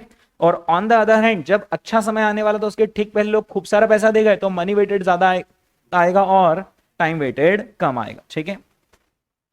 The use of time weighted return removes this distortions and thus provides a better measure of a manager's ability to select investments over the period. Is that clear? ठीक है। लेकिन अब एक और खास बात, ये आप और मैं बातें तब कर रहे हैं जब मनी मैनेजर के हाथ में इनफ्लो और आउटफ्लो का कोई कंट्रोल नहीं है। यानी सपोज करो कि एक ओपन एंडेड म्यूचुअल फंड है, उसके हाथ में नहीं रहता इनफ्लो आउटफ्लो, लोगों ने बोला रिडेम्पशन मतलब करना पड़ेगा और लोगों ने चेक जमा किया तो आपको उस वक्त लेना पड़ेगा, राइट। लेकिन अगर आप एक ऐसे पोर्टफोलियो मैनेजर हैं जो कि जब चाहे तब कॉल करके बोल सकते हैं यार मार्केट अभी बढ़िया गिर गया है, अपॉर्चुनिटी थोड़ा और पैसा डाल दो, और उन्होंने डाल दिया आपके कहने पर, यार अभी अच्छा नहीं लग रहा, आप पैसा निकाल लो, उन्होंने निकाल दिया। If you have a control on the inflow and outflow of money, तो फिर तो इनफ्लो और आउटफ्लो भी आपके टैलेंट में काउंट होना चाहिए कि आपने बिल्कुल सही पॉइंट ऑफ टाइम पर एंट्री दिलवाई, आपने बिल्कुल सही पॉइंट ऑफ टाइम पर एग्जिट। उस केस में क्या, if the manager has complete control over money flows, the money weighted rate of return would be more appropriate performance measure. Is that clear? ठीक है, चलिए दोस्तों, अब यहां पर एक आपको बैकग्राउंड बताया है कि अमेरिका में स्टॉक्स ने कैसे परफॉर्म किया है। पिछले 70, 80, 90 सालों का आपके सामने इतिहास खोलकर रखा गया using US data over the period of 1926 से कहां तक का, 2017 तक का दोस्तों ये डेटा, मतलब काफी पुराना डेटा है, पर अपने को आइडिया लग जाएगा। वो 2017 तक इसलिए लिया क्योंकि 10 ईयर्स के डिकेड बनाए गए, तो 10 ईयर्स का डिकेड यहां पर खत्म हो रहा है, ठीक है। हाँ जी, क्या क्या एसेट क्लासेस हैं? एक है स्मॉल कैप स्टॉक्स, एक है लार्ज कैप, एक है लॉन्ग टर्म कॉर्पोरेट बॉन्ड्स, और एक है क्या, गवर्नमेंट बॉन्ड्स, और एक है ट्रेजरी बिल्स, और ये क्या है, inflation, right. Inflation is not an asset class, पर उसको रखा गया कंपैरिजन के लिए, तुम भी आओ ना दोस्तों। ये जो ऑब्वियस सी बात है, ये जो रिटर्न यहां पर लिखे गए हैं वो कैसे लिखे गए हैं, ज्योमेट्रिक मीन लिखे गए कि over a period of time आखिर कंपाउंडेड एवरेज रिटर्न कितना दिया। तो इन्फ्लेशन अमेरिका में इतने सारे साल में कितना था, सिर्फ 2.9%, राइट। ट्रेजरी बिल्स ने कितना रिटर्न दिया है, तो ट्रेजरी बिल्स यानी शॉर्ट टर्म यूएस गवर्नमेंट के बॉन्ड्स, लॉन्ग टर्म यूएस की गवर्नमेंट के बॉन्ड्स ने कितना रिटर्न दिया, 5.5। और गवर्नमेंट बॉन्ड से ज्यादा रिटर्न कौन देता है, कॉर्पोरेट बॉन्ड्स, राइट। उससे भी ज्यादा रिटर्न कौन देते हैं, कॉर्पोरेट के स्टॉक्स, लार्ज कैप स्टॉक्स, और उससे भी ज्यादा रिटर्न किसने दिया, स्मॉल कैप स्टॉक्स। यानी कंक्लूजन ये निकलता है कि अगर आप बहुत ही लॉन्ग ड्यूरेशन के इन्वेस्टर हो तो फिर आपको ट्रेजरी बिल, गवर्नमेंट बॉन्ड पर या इनफैक्ट बॉन्ड मार्केट पर जाना ही नहीं चाहिए। अगर आप 10-10, 20-20, 30-30 साल के होराइजन रख रहे हो तो बेटर आपके लिए क्या है, स्टॉक्स। और स्टॉक्स में भी सबसे बेस्ट क्या है फिर, स्मॉल कैप स्टॉक्स, क्योंकि स्मॉल कैप स्टॉक्स 1 का 10 भी कर देते हैं, लार्ज कैप कभी भी 1 का 10 नहीं होगा। पर क्या ढूंढने पड़ते, इन्होंने ढूंढे ही नहीं, इन्होंने तो एवरेज ले लिया। जितने सारे स्मॉल कैप स्टॉक की पूरी बास्केट है ना, पूरी की पूरी बास्केट ले ली और बता दिया कि एवरेज रिटर्न इतना है, और आप में स्टॉक पिकिंग स्किल्स हो तो आपका रिटर्न इससे भी ज्यादा आ जाएगा, ठीक है, ओके। अब यहां पर एक और चीज क्या लिखी, स्टैंडर्ड डेविएशन। आप इसे स्टैंडर्ड डेविएशन मत पढ़िए, आप इसे क्या पढ़िए, रिस्क, ठीक है। तो दोस्तों जो डेविएशन है यानी जो रिस्क है, सबसे कम रिस्क किसमें है, ट्रेजरी बिल्स में। उससे थोड़ी सी ज्यादा रिस्क किसमें है, गवर्नमेंट बॉन्ड्स में, क्योंकि वो ज्यादा वॉलेटाइल होते हैं, राइट। फिर इसके बाद लॉन्ग टर्म कॉर्पोरेट बॉन्ड्स में रिस्क कम बताई जा रही है, ठीक है। लार्ज कैप में रिस्क कम है और स्मॉल कैप में रिस्क ज्यादा है, राइट। दोस्तों यहां पर रिस्क मैंने बोला, लेकिन असली वर्ड क्या लिखा, डेविएशन। डेविएशन यानी वो रिटर्न्स जो है वो, अब कभी भी इक्विटी स्टॉक्स ऐसे नहीं चलते हैं, ये शेयर ऐसे चलता है ना। तो व्हाट इज दैट, ये जो रिटर्न्स होते हैं ये लीनियर है या सब डेविएट होते जाते हैं रिटर्न, डेविएट होते जाते, कभी कम कभी ज्यादा, कभी कम कभी ज्यादा। तो दोस्तों सबसे ज्यादा डेविएशन ही किसमें है, स्मॉल कैप में। उससे कम डेविएशन किसमें है, लार्ज कैप में। और उससे भी कम डेविएशन किसमें है, कॉर्पोरेट बॉन्ड्स में।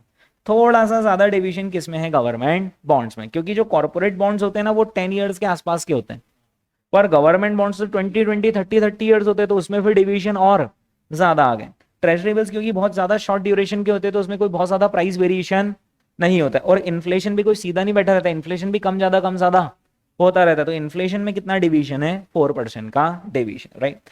दोस्तों अल्टीमेटली इससे यही पता चला है, जो कंक्लूजन है वो यही है कि जहां पर डेविएशन ज्यादा है वहां पर रिटर्न भी ज्यादा है, और जहां डेविएशन कम है वहां पर रिटर्न्स भी कम है, राइट। तो if you are searching for higher returns, then you have to be ready to face higher deviations. Is that clear? Okay.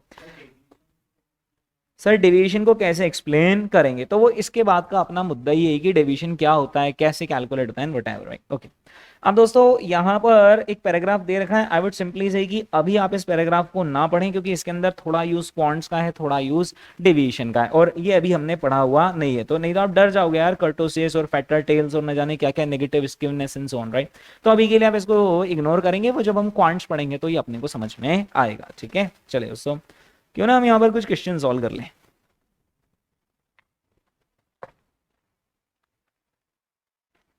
हाँ जी, तो फर्स्ट क्वेश्चन में आपका क्या कहना है।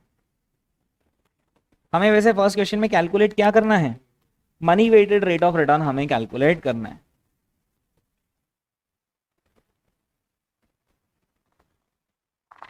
करेंगे दोस्तों, money weighted rate of return calculate करेंगे आज।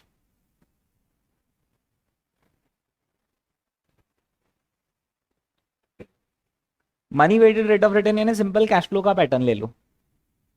तो कैश फ्लो का पैटर्न ना सबसे पहले लिख लेना यार, मतलब मैं हूं अगर आपकी जगह, मैं एग्जाम दे रहा हूँ ना, तो ऐसे तो मुझे जरूरत नहीं है, पर मैं एग्जाम दे रहा हूँ तो मैं तो यहाँ पर लिख लूंगा। टाइम पीरियड 0 है, टाइम पीरियड 1 है और टाइम पीरियड 2 है। हाँ जी, 0th ईयर में हमारे पास से $40 जा रहे हैं, फिर उसके बाद वही शेयर वापस से हमने $50 में खरीदा है, और बाद में $60 में हमने दोनों ही शेयर्स बेच दिए, यानी में हमें $120 मिल गए, है ना। $40 पर 1 शेयर खरीदा तो $40 गए, $50 पर 1 मोर शेयर खरीदा तो फिर से $50 गए।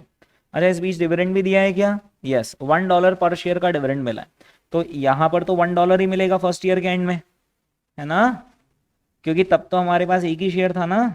लेकिन जब सेकेंड ईयर में डिविडेंड मिलेगा तो $1 पर शेयर मिलेगा, मल्टीप्लाई बाय 2 शेयर्स यानी $2 का डिविडेंड मिलेगा। तो फाइनली कैश फ्लोज क्या आ गए, 40 का आउटफ्लो और 49 आएगा। और ध्यान रखना, ये 1 मिला और 50 गया है, तो एक 40 का आउटफ्लो है, एक 49 का आउटफ्लो है और एक 122 का इनफ्लो है। और आपने उसमें कंप्यूट क्या कर लिया, आईआरआर कैश फ्लो में डालकर, है ना। आप पुराने कैश फ्लोज तो क्लियर कर लेते हो ना यार, ओके। नहीं तो पुराने कैश फ्लो शो होने लग जाते, बट बाय चांस आपने बोला चल शो होने देना, अपन तो ओवरराइट ही तो कर रहे हैं, पर कभी आपने C03 भी डाल रखा हो तो वो फिर रह जाएगा। तो इसलिए better habit is always clear the work, ठीक है। आंसर कितना आ रहा है दोस्तों, सी आ रहा है 23.8%। कुछ कहना चाह रहे दोस्तों।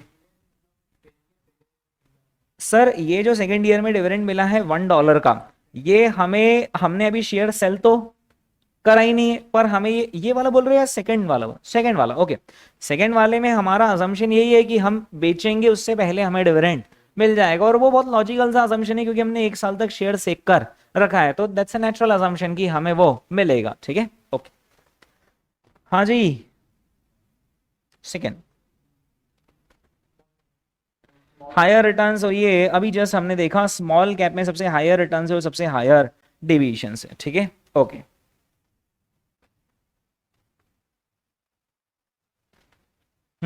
फोर्थ,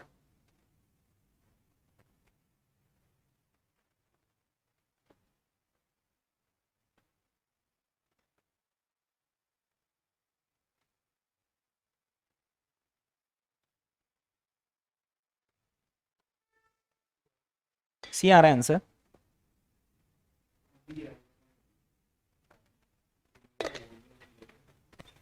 बी आ रहा है। अपना कितना आ रहा है, सी आ रहा है। देखना दोस्त हमने कैसे करा, हमने 14% रिटर्न लिया, उसमें प्लस कर लिया -10% और उसमें प्लस कर लिया कितना -2%।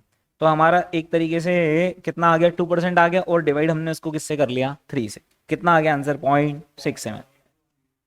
पर ये जो आपने अभी आंसर निकाला है क्या है ये, क्या ये होल्डिंग पीरियड रिटर्न है या फिर ये अरिथमेटिक मीन है? ये तो अरिथमेटिक मीन है ना कि ये रिटर्न उठाया, ये रिटर्न उठाया, ये रिटर्न उठाया और जोड़कर डिवाइडेड बाय n कर दिया। ठीक है, क्वेश्चन ने क्या पूछा है? Holding period. Holding period return देखना कैसे निकलेगा। होल्डिंग पीरियड रिटर्न निकालते वक्त मन में अजम्पशन चल रहा है एक, कि सपोज करो कि हमने यहाँ पर $1 का इन्वेस्टमेंट किया, तो यहाँ पर हमें 14% का पॉजिटिव रिटर्न मिला, यहाँ पर 10% का नेगेटिव रिटर्न मिला और यहाँ पर 2% का नेगेटिव रिटर्न मिला है। तो आखिर इसकी eight the end of the holding period क्या वैल्यू आएगी? यानी आप बेसिकली क्या करोगे, 1.14 लोगे इंटू 0.90 लोगे इंटू 0.98 लोगे, और जो आएगा उसमें से 1 माइनस कर दोगे, प्रिंसिपल निकाल दोगे। अब जो रिटर्न बचेगा वो क्या हो जाएगा? Holding period return. अरे अंडर रूट तो करो ही नहीं और क्यूब रूट, वो ज्योमेट्रिक मीन हो जाएगा। फिर क्वेश्चन क्या पूछ रहा है गौर फरमाइए, होल्डिंग पीरियड रिटर्न। ठीक है, कितना आ रहा है आंसर 0.55 है ना, ये कर लिया ना आपने।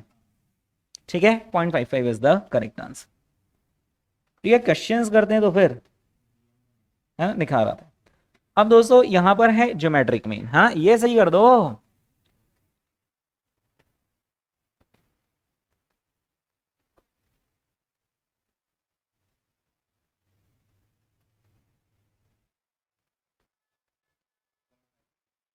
.52 ओके,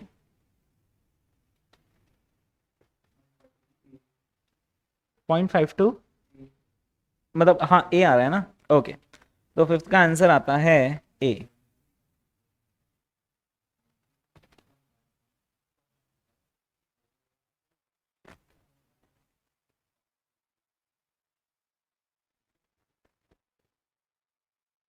आ गया, चलो सिक्स्थ वाला करके बता दो तो मान जाएंगे आपको।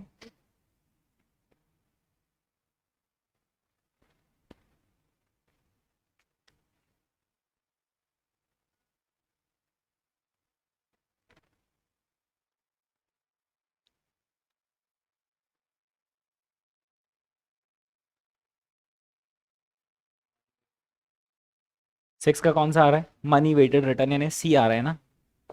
हाँ जी, the correct answer is geometric. क्या समझना चाह रही, क्यों? Which of the following return calculating methods, सही बात है, ये सब क्या है? रिटर्न कैलकुलेटिंग मैथड्स है। Is best for what? For evaluating the annualized returns of a buy and hold strategy of an investor who has made annual deposits to an account of the last 5 years। हमें बताना है कि आखिर कौन सी strategy best है जब वो पैसा जमा कर रहा है, निकाल रहा है, जमा कर रहा है, निकाल रहा है, जमा करते जा रहा है। और बाय एंड होल्ड मतलब नया पैसा डालते जा रहा है, शेयर खरीदते जा रहा है, नया पैसा डालते जा रहा है, शेयर खरीदते जा रहा है। एरिथमेटिक मीन तो सबसे बर्बाद है, ये तो आप मान ही लोगे, तो बर्बादी, उसमें तो वो कुछ कंपाउंडिंग के इफेक्ट ही नहीं आ रहे, है ना। ले देकर दो रास्ते बचते हैं, एक तो बचता है money weighted return, but money weighted return के केस में एक बायस आ जाता है। क्या बायस आ जाता है कि बाय चांस, बाय लक, अगर उसने अच्छा समय आने वाला था ठीक उसके पहले अगर उसने लार्ज अमाउंट डिपॉजिट करे तो उसके ओवरऑल रिटर्न कैसे दिखेंगे? ज्यादा दिखेंगे। हालांकि आएंगे उसके रिटर्न ज्यादा ही, असली में वो रिटर्न ज्यादा ही कमाएगा। पर यहां असली पूछा ही नहीं, यहां पर वर्ड क्या लिखा है? फॉर कैलकुलेटिंग या for evaluating the annualize returns. बंदे का हमें एनुअलाइज रिटर्न इवैल्यूएट करना है कि वो कितना आखिर कमाता है। तो वो कितना कमाता है उसका इवैल्यूएशन किससे होगा? मनी से या टाइम वेटेड से? Time weighted. ओके, तो इवैल्यूएशन के अंदर उसके मनी डिपॉजिट्स, उसकी परफॉर्मेंस इवैल्यूएट करते वक्त मनी डिपॉजिट्स भी रोल प्ले करेंगे, ऐसा? फॉर दैट इन्वेस्टर, ऐसा?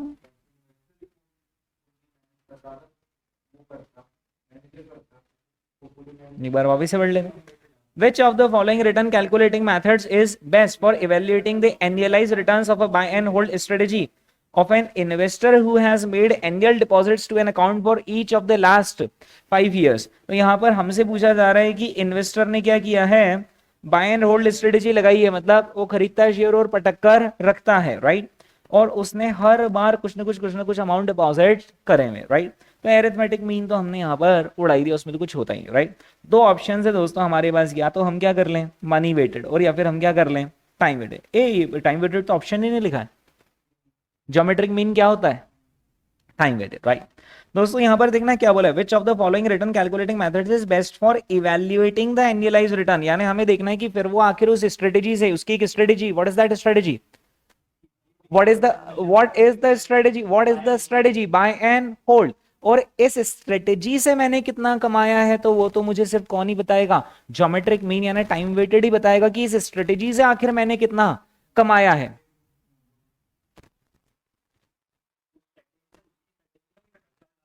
उसकी स्ट्रेटेजी क्या है, is best for evaluating the annualize returns of a buy and hold strategy of an investor. Okay, आपको उस इन्वेस्टर का रिटर्न नहीं कैलकुलेट करना है, आपको उसकी स्ट्रेटेजी का इवेल्युएशन करना है कि उसकी स्ट्रेटेजी आखिर कैसी परफॉर्म कर रही। उसकी स्ट्रेटेजी क्या है, यार मैं तो शेयर खरीदूंगा और खरीद कर रख लूंगा, राइट। तो सपोज करो कि उसका शुरुआत में शेयर था $100, है ना।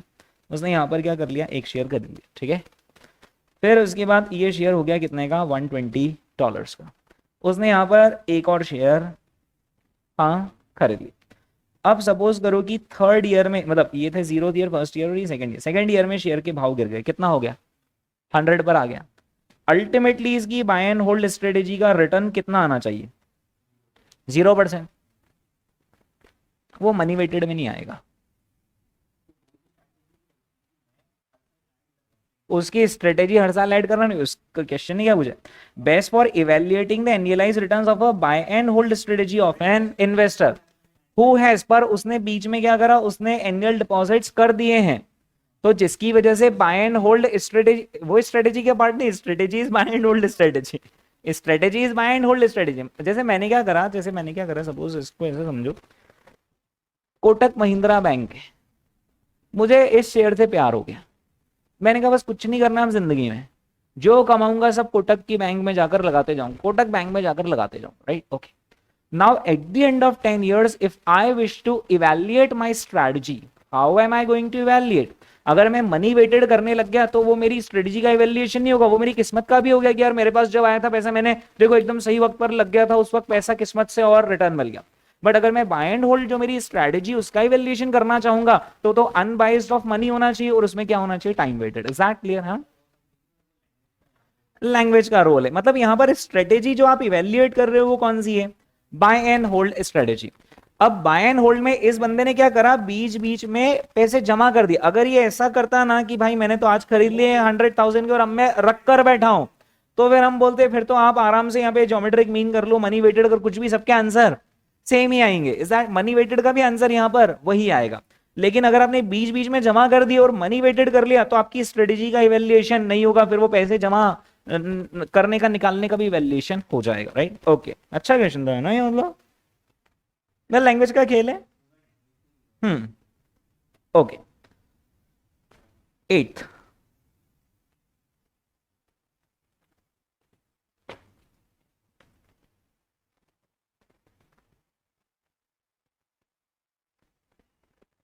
और देख रहे हो आप इस म्यूचुअल फंड के साथ कितना बुरा हुआ, कितना बढ़िया परफॉर्म कर रहा था शुरुआत में, 15% और 14%, है ना। और एकदम से थर्ड ईयर में जरा सा नेगेटिव रिटर्न आया, लेकिन इसकी किस्मत कितनी खराब थी कि उसके ठीक पहले इसका एसेट अंडर मैनेजमेंट एकदम ऐसा फैल गया, तो लोगों को क्या दिखेगा, ये तो बर्बाद है। कहां बर्बाद दिखेगा, मनी वेटेड में बर्बाद दिखेगा, लेकिन टाइम वेटेड में फिर भी इसकी स्किल्स देखेंगे। दोस्तों आंसर बोलेंगे 8 का क्या आंसर आता है, सी। क्योंकि मनी वेटेड में आपकी परफॉर्मेंस एकदम डिटेरियोरेट हो जाएगी, क्योंकि बल्ज मनी, बहुत ही बड़ा मनी आपको कहां मिला है, जस्ट नेगेटिव परफॉर्मेंस के पहले। हाँ ओके, हाँ जी, 9th।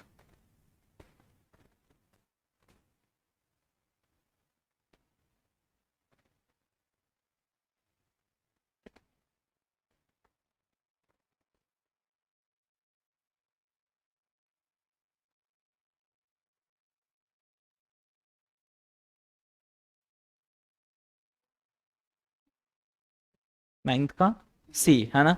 यहाँ पर हाँ, money weighted rate of return is most likely greater than the time weighted rate of return. अगर आप ऐसा सोचते हैं तो आप गलत। फर्स्ट ईयर में कितना रिटर्न कमाया है? 40। सेकेंड ईयर में कितना कमाया? 8। और सेकेंड ईयर में बर्बादी करी है, और बर्बादी करने से ठीक पहले इन्होंने क्या कर लिया? खूब सारा पैसा ले लिया। तो बर्बादी करने से ठीक पहले खूब सारा पैसा लोगे तो मनी वेटेड तो बर्बादी आएगा ना। तो मनी वेटेड रिटर्न ज्यादा आएगा कम आएगा? आंसर बोलो। ए, ठीक है। गलती से क्या ऐसा क्वेश्चन ही नहीं पूछेंगे ना वो।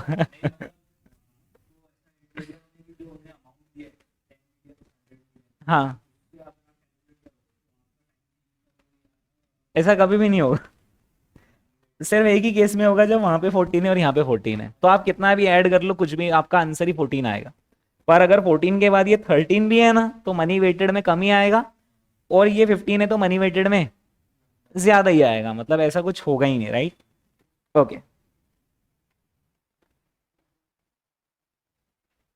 हम्म।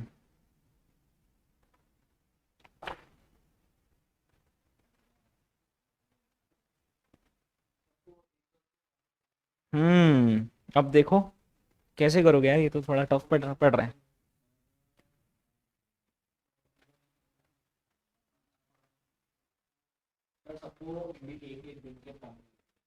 हाँ, और आपको पूछा क्या है फिर क्वेश्चन ने? हमें बताना है कि हाईएस्ट एनुअलाइज्ड रिटर्न कहाँ पर मिल रहा है। दोस्तों वो बताएंगे हाईएस्ट एनुअलाइज्ड रिटर्न फिर ईटीएफ 1 में मिल रहा है, 2 में मिल रहा है, फिर 3 में मिल रहा है ना? कैसे क्या निकालेंगे, थोड़ा सा गाइड करेंगे। सबको 12 मंथ्स पर लेकर आते हैं क्योंकि उसे ही एनुअलाइज कहते हैं। यानी कि ये जो 14 पॉइंट ये जो 4.61% का रिटर्न है, ये कितने समय का रिटर्न है? 146 डेज का है। तो हम इसको कहां पर लेकर आ जाएंगे? 365 डेज पर। कैसे लेकर आएंगे दोस्तों 365 पर? इंटू मतलब डिवाइडेड बाय किससे कर दोगे? 146 से, और इंटू किससे कर लेंगे? कितना आता है दोस्तों आंसर? 11.52%। 5253 जो भी आ जाए, ओके। इधर ये जो 1.10% है ना, ये है 5 वीक्स का रिटर्न। तो 5 वीक्स को कहां पर लेकर आ जाएंगे? 52 वीक्स पर लेकर आ जाएंगे। 5 हफ्ते को 52 हफ्ते पर लेकर आएंगे ना। या फिर 5 वीक्स में 35, नहीं नहीं नहीं नहीं, ऐसा नहीं करना। वीक्स को वीक्स में ही रखना और वीक्स में ही आखिरी में लेकर जाना है ना। वो कन्वर्टर लगा दिया तो डेज का फर्क पड़ जाएगा। 11.44% है ना।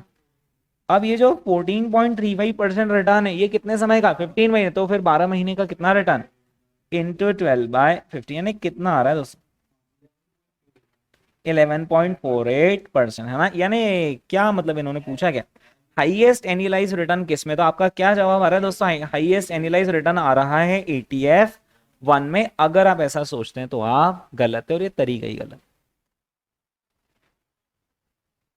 सीख लें। कंपाउंडिंग तो लगे ही नहीं, आपने तो सिंपल ही सिंपल कर दिया।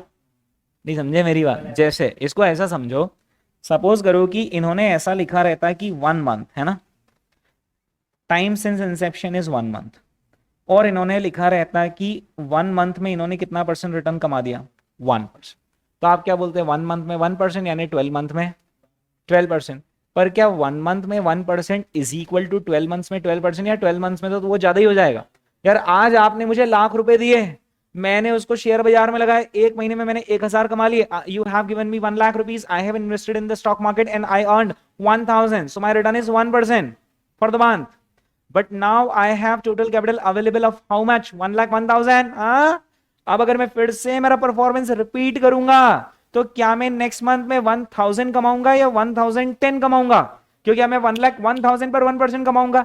यानी इफेक्टिवली दोस्तों जब एनुअलाइज्ड यील्ड कैलकुलेट करेंगे तो मेरा रिटर्न 12% बैठेगा, उससे ज्यादा बैठेगा, उससे ज्यादा बैठेगा। Is that clear? ठीक है, उसमें ऐसा कुछ भी नहीं हुआ। अब समझना क्या चाहते हैं मुझसे? क्या आखिर इसको करेंगे कैसे? इतना आसान है कि मैं आपको क्या, बहुत आसान।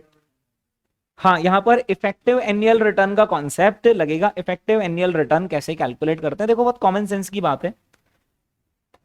1 मंथ में मैंने कितना बोला था, कितना रिटर्न दे दिया? 1%। मैं 1 की जगह ना 2% ले लेता हूं, तो ताकि ये 1 मंथ है और ये 2 है ना। इंसान 1 महीने में 1 रुपए को कितना बना देता है? 1 रुपया 2 पैसे, 1.02 बना देता है। और ये करिश्मा वो कितने समय में कर लेता है? 1 मंथ में, तो उसको साल खत्म होने में तो अभी कितनी बार की कंपाउंडिंग मिल जाएगी, 12 टाइम्स की कंपाउंडिंग मिल जाएगी ना उसको। तो हम इसका रिटर्न कैसे कैलकुलेट करेंगे, करना नहीं बस समझना है। 1.02 की पावर कितनी ले जाएंगे, 12, और बाद में माइनस क्या कर देंगे, 1। Is that clear? ओके दोस्तों, सपोज करें कि यहां पर 1 मंथ की जगह क्या लिखा था, 4 मंथ्स लिखा था, और 4 मंथ में आपको कितना रिटर्न मिला है, 2%। तो फिर 12 मंथ्स में कितना रिटर्न मिलेगा वो कैसे निकालेंगे, 1.02 लेंगे और पावर में कितनी बार कंपाउंडिंग लेंगे, 3 टाइम्स कंपाउंडिंग लेंगे। नहीं n-1 तो कुछ होता ही नहीं भाई, आपको 4 मंथ्स में कितना रिटर्न मिला है, 2%, और आपको ये देखना है कि फिर आप ईयर में, साल भर में कितना कमाओगे। तो आपने अगर 4 मंथ्स में 2% रिटर्न कमाया, यानी आपने 1 रुपी को कितना बना दिया, 1.02। अब आप यही करता अब साल में कितनी बार कर सकते हो, 3 बार कर सकते हो ना। वो ऐसे ऐसे बना के बताऊंगे यार कि 1 मंथ है तो 12 बार कंपाउंडिंग होगी, और 4 मंथ्स, 8 मंथ्स, 12 मंथ है तो कितनी बार कंपाउंडिंग होगी, 3 बार कंपाउंडिंग। तो यहां पर जो पावर में आता है वो क्या आता है, पावर में क्या आता है कि साल में कितनी, उसी रिटर्न परसेंटेज पर साल में कितनी बार कंपाउंडिंग होगी। Is that clear? तो वो कितनी बार कंपाउंडिंग होगी उसका तरीका है 12 divided by number of months. जैसे 1 मंथ में अगर आपने 2% कमाया, तो क्योंकि 1 मंथ में अगर आपने कमाया मतलब आप कितनी बार कंपाउंड कर पाओगे, 12 टाइम्स। अगर आपने 4 मंथ्स में इतना कमाया तो आप 3 टाइम्स कंपाउंडिंग। अगर ये 6 मंथ्स में कमाते तो कितनी बार कंपाउंडिंग होती, 2 टाइम्स। Is that clear? बोलो।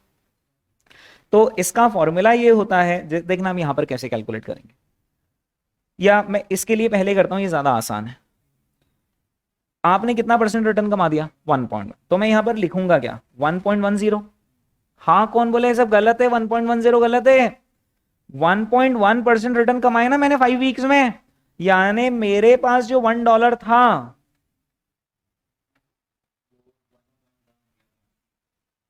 This is 0th time period, और ये है 5 वीक्स।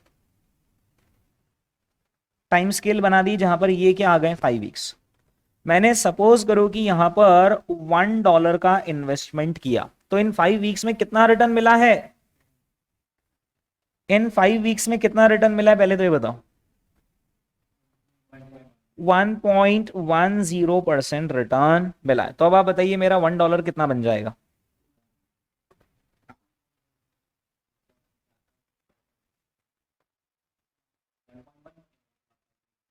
5 वीक्स में कितना बन जाएगा, 1.10। बहुत बढ़िया। और जैसे सपोज यहाँ पे 1.10% की जगह 10% रिटर्न होता तो कितना बनता, अच्छा तब भी इतना ही बनता, ओह एक ही बात है ये तो दोनों। हाँ? चलिए तो आप क्या करेंगे, हाँ अब बताओ यार, सही सही बताओ। 1.00 एक और आएगा क्या, एक ही जीरो आएगा, 1.011 आएगा आंसर। देखो ना यार, अगर 10% रिटर्न होता तो 1.10 आता, अगर 1% रिटर्न होता ना तो 1.01 आता, पर ये 1% रिटर्न है, 1.1 है, तो ये बन जाएगा, है ना। ओके अब दोस्तों, अब ध्यान देना है ना, यहां पर मैं 5 वीक्स के पीरियड में कितना परसेंट रिटर्न कमाता हूं, मैं 5 वीक्स के पीरियड में कितना रिटर्न कमा देता हूं, 1.10% रिटर्न कमा देता हूं। तो अब ऐसे 5 वीक्स के पीरियड मुझे न जाने कितनी बार मिलेंगे, मतलब थोड़े ज्यादा बार मिलेंगे ना। साल में कितने हफ्ते दोस्त, 52 वीक्स होते हैं, यानी कितनी बार मुझे कंपाउंडिंग करने का सौभाग्य प्राप्त होगा, 52/5, 52/5, यानी मुझे 10.4 टाइम्स कंपाउंडिंग करने का सौभाग्य प्राप्त होगा। यानी मैं हर बार 1 को इतना बनाने में सफल होऊंगा, और कितनी बार, 10.4 टाइम्स। यानी इसको करेंगे कैसे, 1.011 की पावर कितनी ले लेंगे, 10.4, और माइनस कर देंगे 1, ये आएगा दोस्तों एनुअलाइज रिटर्न। क्या बोलते हो, 12.05। ठीक है, कैसे यार इतनी फटाफट कर लिया आपने, 1.011 लिखा स्क्रीन पर, फिर आपने y की पावर x का बटन दबाया, और उसमें आपने 10.4 लिखकर इक्वल टू कर दिया -1। कितना आ रहा है आंसर, 12.05, 12.05 है ना, सबके ये आ रहा है आंसर 12.05। और अब ऐसे और हाँ, अब इसको देखकर ना थोड़ा बहुत कॉन्फिडेंस भी आ रहा है कि 1.10 अगर आप कमाओगे और 10.4 टाइम्स कमाओगे तो 10 टाइम्स भी कमाते तो 11% तो बन ही जाता है, 10.4 टाइम्स कमा रहे तो हाँ 12.05 with the effect of multiple times compounding इतना बन जाएगा, है ना। ओके, अब क्या करते हैं, इसको लिखते वक्त ऐसा नहीं लिखते हैं। अभी आपने लिखते वक्त कैसा करा, 1.011 लिखा और उसकी आपने पावर कितनी ले ली, 10.4, बट उसको लिखने का स्टाइल होता है पावर आती है 52/5। बात एक ही है, तरीका बता रहा हूं मैं तो। हाँ जी, मतलब उसको सॉल्व मत करो, ये लिख दो और फिर जैसा करना है वैसा। अब आप मुझे इसके लिए इक्वेशन लिखवाओ तो जाने।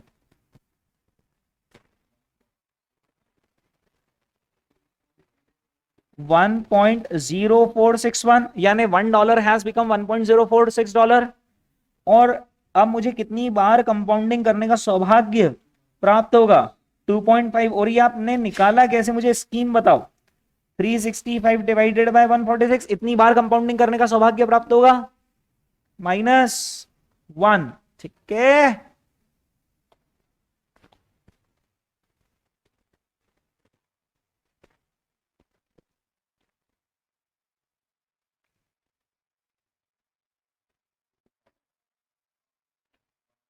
पावर है 365/146। मतलब इस पावर को ना पहले सॉल्व करके स्टोर कर लो मेमोरी में, 11.93। इसको कैसे कैलकुलेटर में सॉल्व करना बता दूं, आइए दोस्तों कैलकुलेटर में। और सबसे पहले ना 365 डिवाइडेड बाय 146 को आप पहले मेमोरी में स्टोर कर लो, एसटीओ 0 कर लो, है ना। 365 डिवाइडेड बाय 146 को आपने एसटीओ 0 कर लिया, भाई वो चक्कर खत्म हो यार। हाँ, अब आप स्क्रीन पर 1.0461 लिखेंगे, फिर आप y की पावर क्या करेंगे, x। और अब आप रिकॉल 0 कर लीजिए, रिकॉल 0 कर लिया। हाँ, अब रिकॉल 0 करने के बाद वो स्क्रीन पर दिख रहा है क्या नंबर, इक्वल टू का बटन प्रेस कर दीजिए।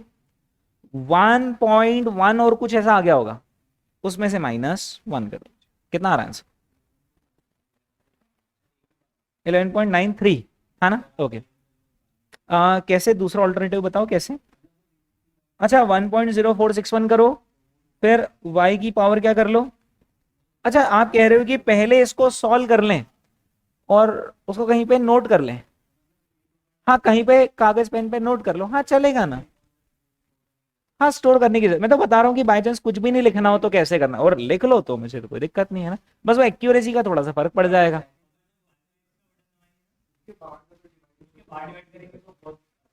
नहीं, हाँ तो रनिंग में तो वो कैलकुलेशन ही नहीं होगा, रनिंग में तो होगा ही नहीं, आपको ये तो पहले ही सॉल्व करना है ना यार, ये तो पहले ही सॉल्व करना पड़ेगा, है ना। रनिंग में नहीं आपने ये करा और पावर ये ले ली और ये, हाँ हाँ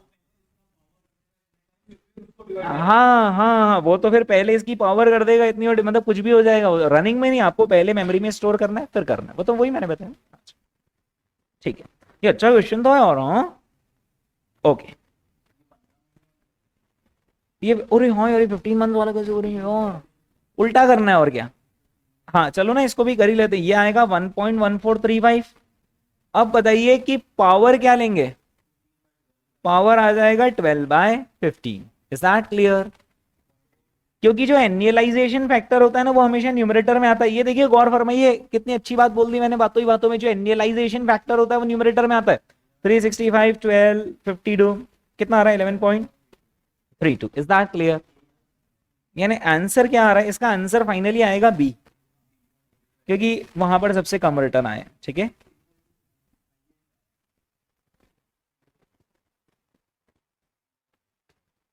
चलिए दोस्तों, बस अभी आप 11th वाला और कर दीजिए।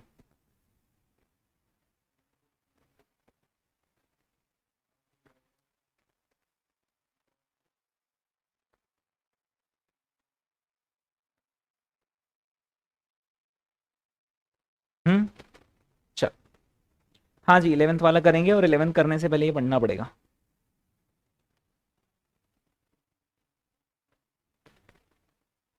हमसे क्या पूछ रहे हैं, रियल रेट ऑफ रिटर्न पूछ रहे हैं, और किसका रियल रेट ऑफ रिटर्न पूछा जा रहा है, इक्विटीज का। तो दोस्तों वैसे इक्विटीज का रिटर्न आ कितना रहा है, 8%, पर ये तो होगा नॉमिनल रिटर्न, इन्फ्लेशन कितना है, यानी कि दोस्तों रियल रिटर्न कितना आ जाएगा। है ना, तो आप सीधे माइनस माइनस तो नहीं कर रहे, माइनस करके नहीं, है ना, करेक्ट तरीका ही लगाना है। तो 1.08 डिवाइडेड बाय 1.021, यानी 1 plus nominal return upon 1 plus inflation, और -1। करेक्ट आंसर क्या आ रहा है? 5.78 आ रहा है, यानी इज क्लोजेस्ट टू पूछा है तो कहां लगाएंगे? बी पर। Is that clear? ठीक है, चलिए अब इसके बाद 13th, the risk premium for equities is closest to. तो रिस्क प्रीमियम दोस्तों इक्विटीज की कितनी है ये बताना है आपको। 5.5 सिंपल। रिस्क प्रीमियम कैसे निकलेगी कि इक्विटी ने कितना रिटर्न दिया और risk free rate of return कितना है। Is that clear? इसका आंसर आता है 13 का 13 का आंसर क्या आ रहा है? बी 5.5।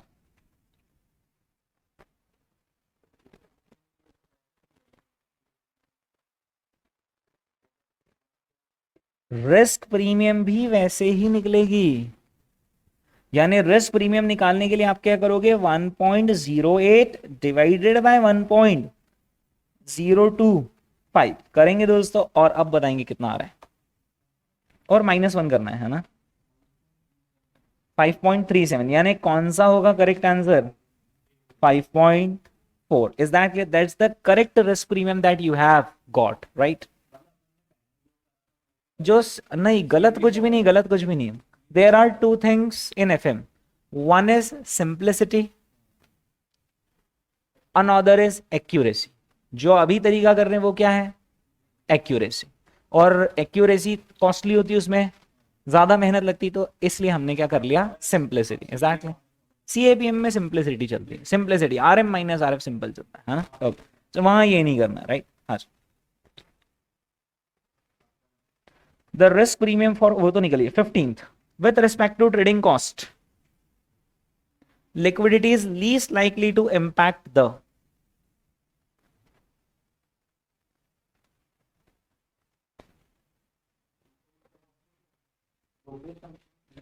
हाँ जी, तो यहां पर बोल रखा है कि आपको जो ट्रेडिंग करने में कॉस्ट लगती है, तो ट्रेडिंग करने में डू यू एग्री कि हमें ब्रोकरेज लगती है? ओके अच्छा, जब आप ट्रेडिंग करते हो तो आपने देखा होगा स्टॉक मार्केट में एक होती है बिड रेट और दूसरी होती है आस्क रेट। अगर आप कुछ भी नहीं करो और सिंपल शेयर इमीडिएट खरीदो और इमीडिएट बेच दो तो भी आपका नुकसान हो जाता है बिड आस्क स्प्रेड का। Do you agree?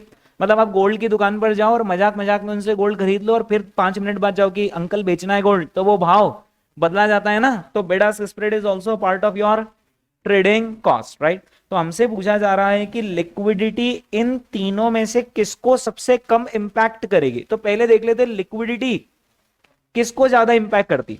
Liquidity stock price को इंपैक्ट करती है नहीं करती? करती है। अदर थिंग्स बीइंग कांस्टेंट, अगर दोस्तों लिक्विडिटी बहुत कम रहेंगी तो स्टॉक प्राइसेस यूजुअली कम रहेंगी। उसके पीछे रीजन ये कि यार लिक्विड देखकर बहुत सारे लोग खरीदेंगे ही नहीं। Is that clear? तो स्टॉक प्राइस जनरली सबड्यूड रहेंगी अगर इलिक्विड है स्क्रिप्ट। तो लिक्विडिटी अगर बहुत कम है तो फिर बिड आस्क स्प्रेड फैल जाएंगे, और लिक्विडिटी अगर ज्यादा है तो बिड आस्क स्प्रेड कम हो जाएंगे।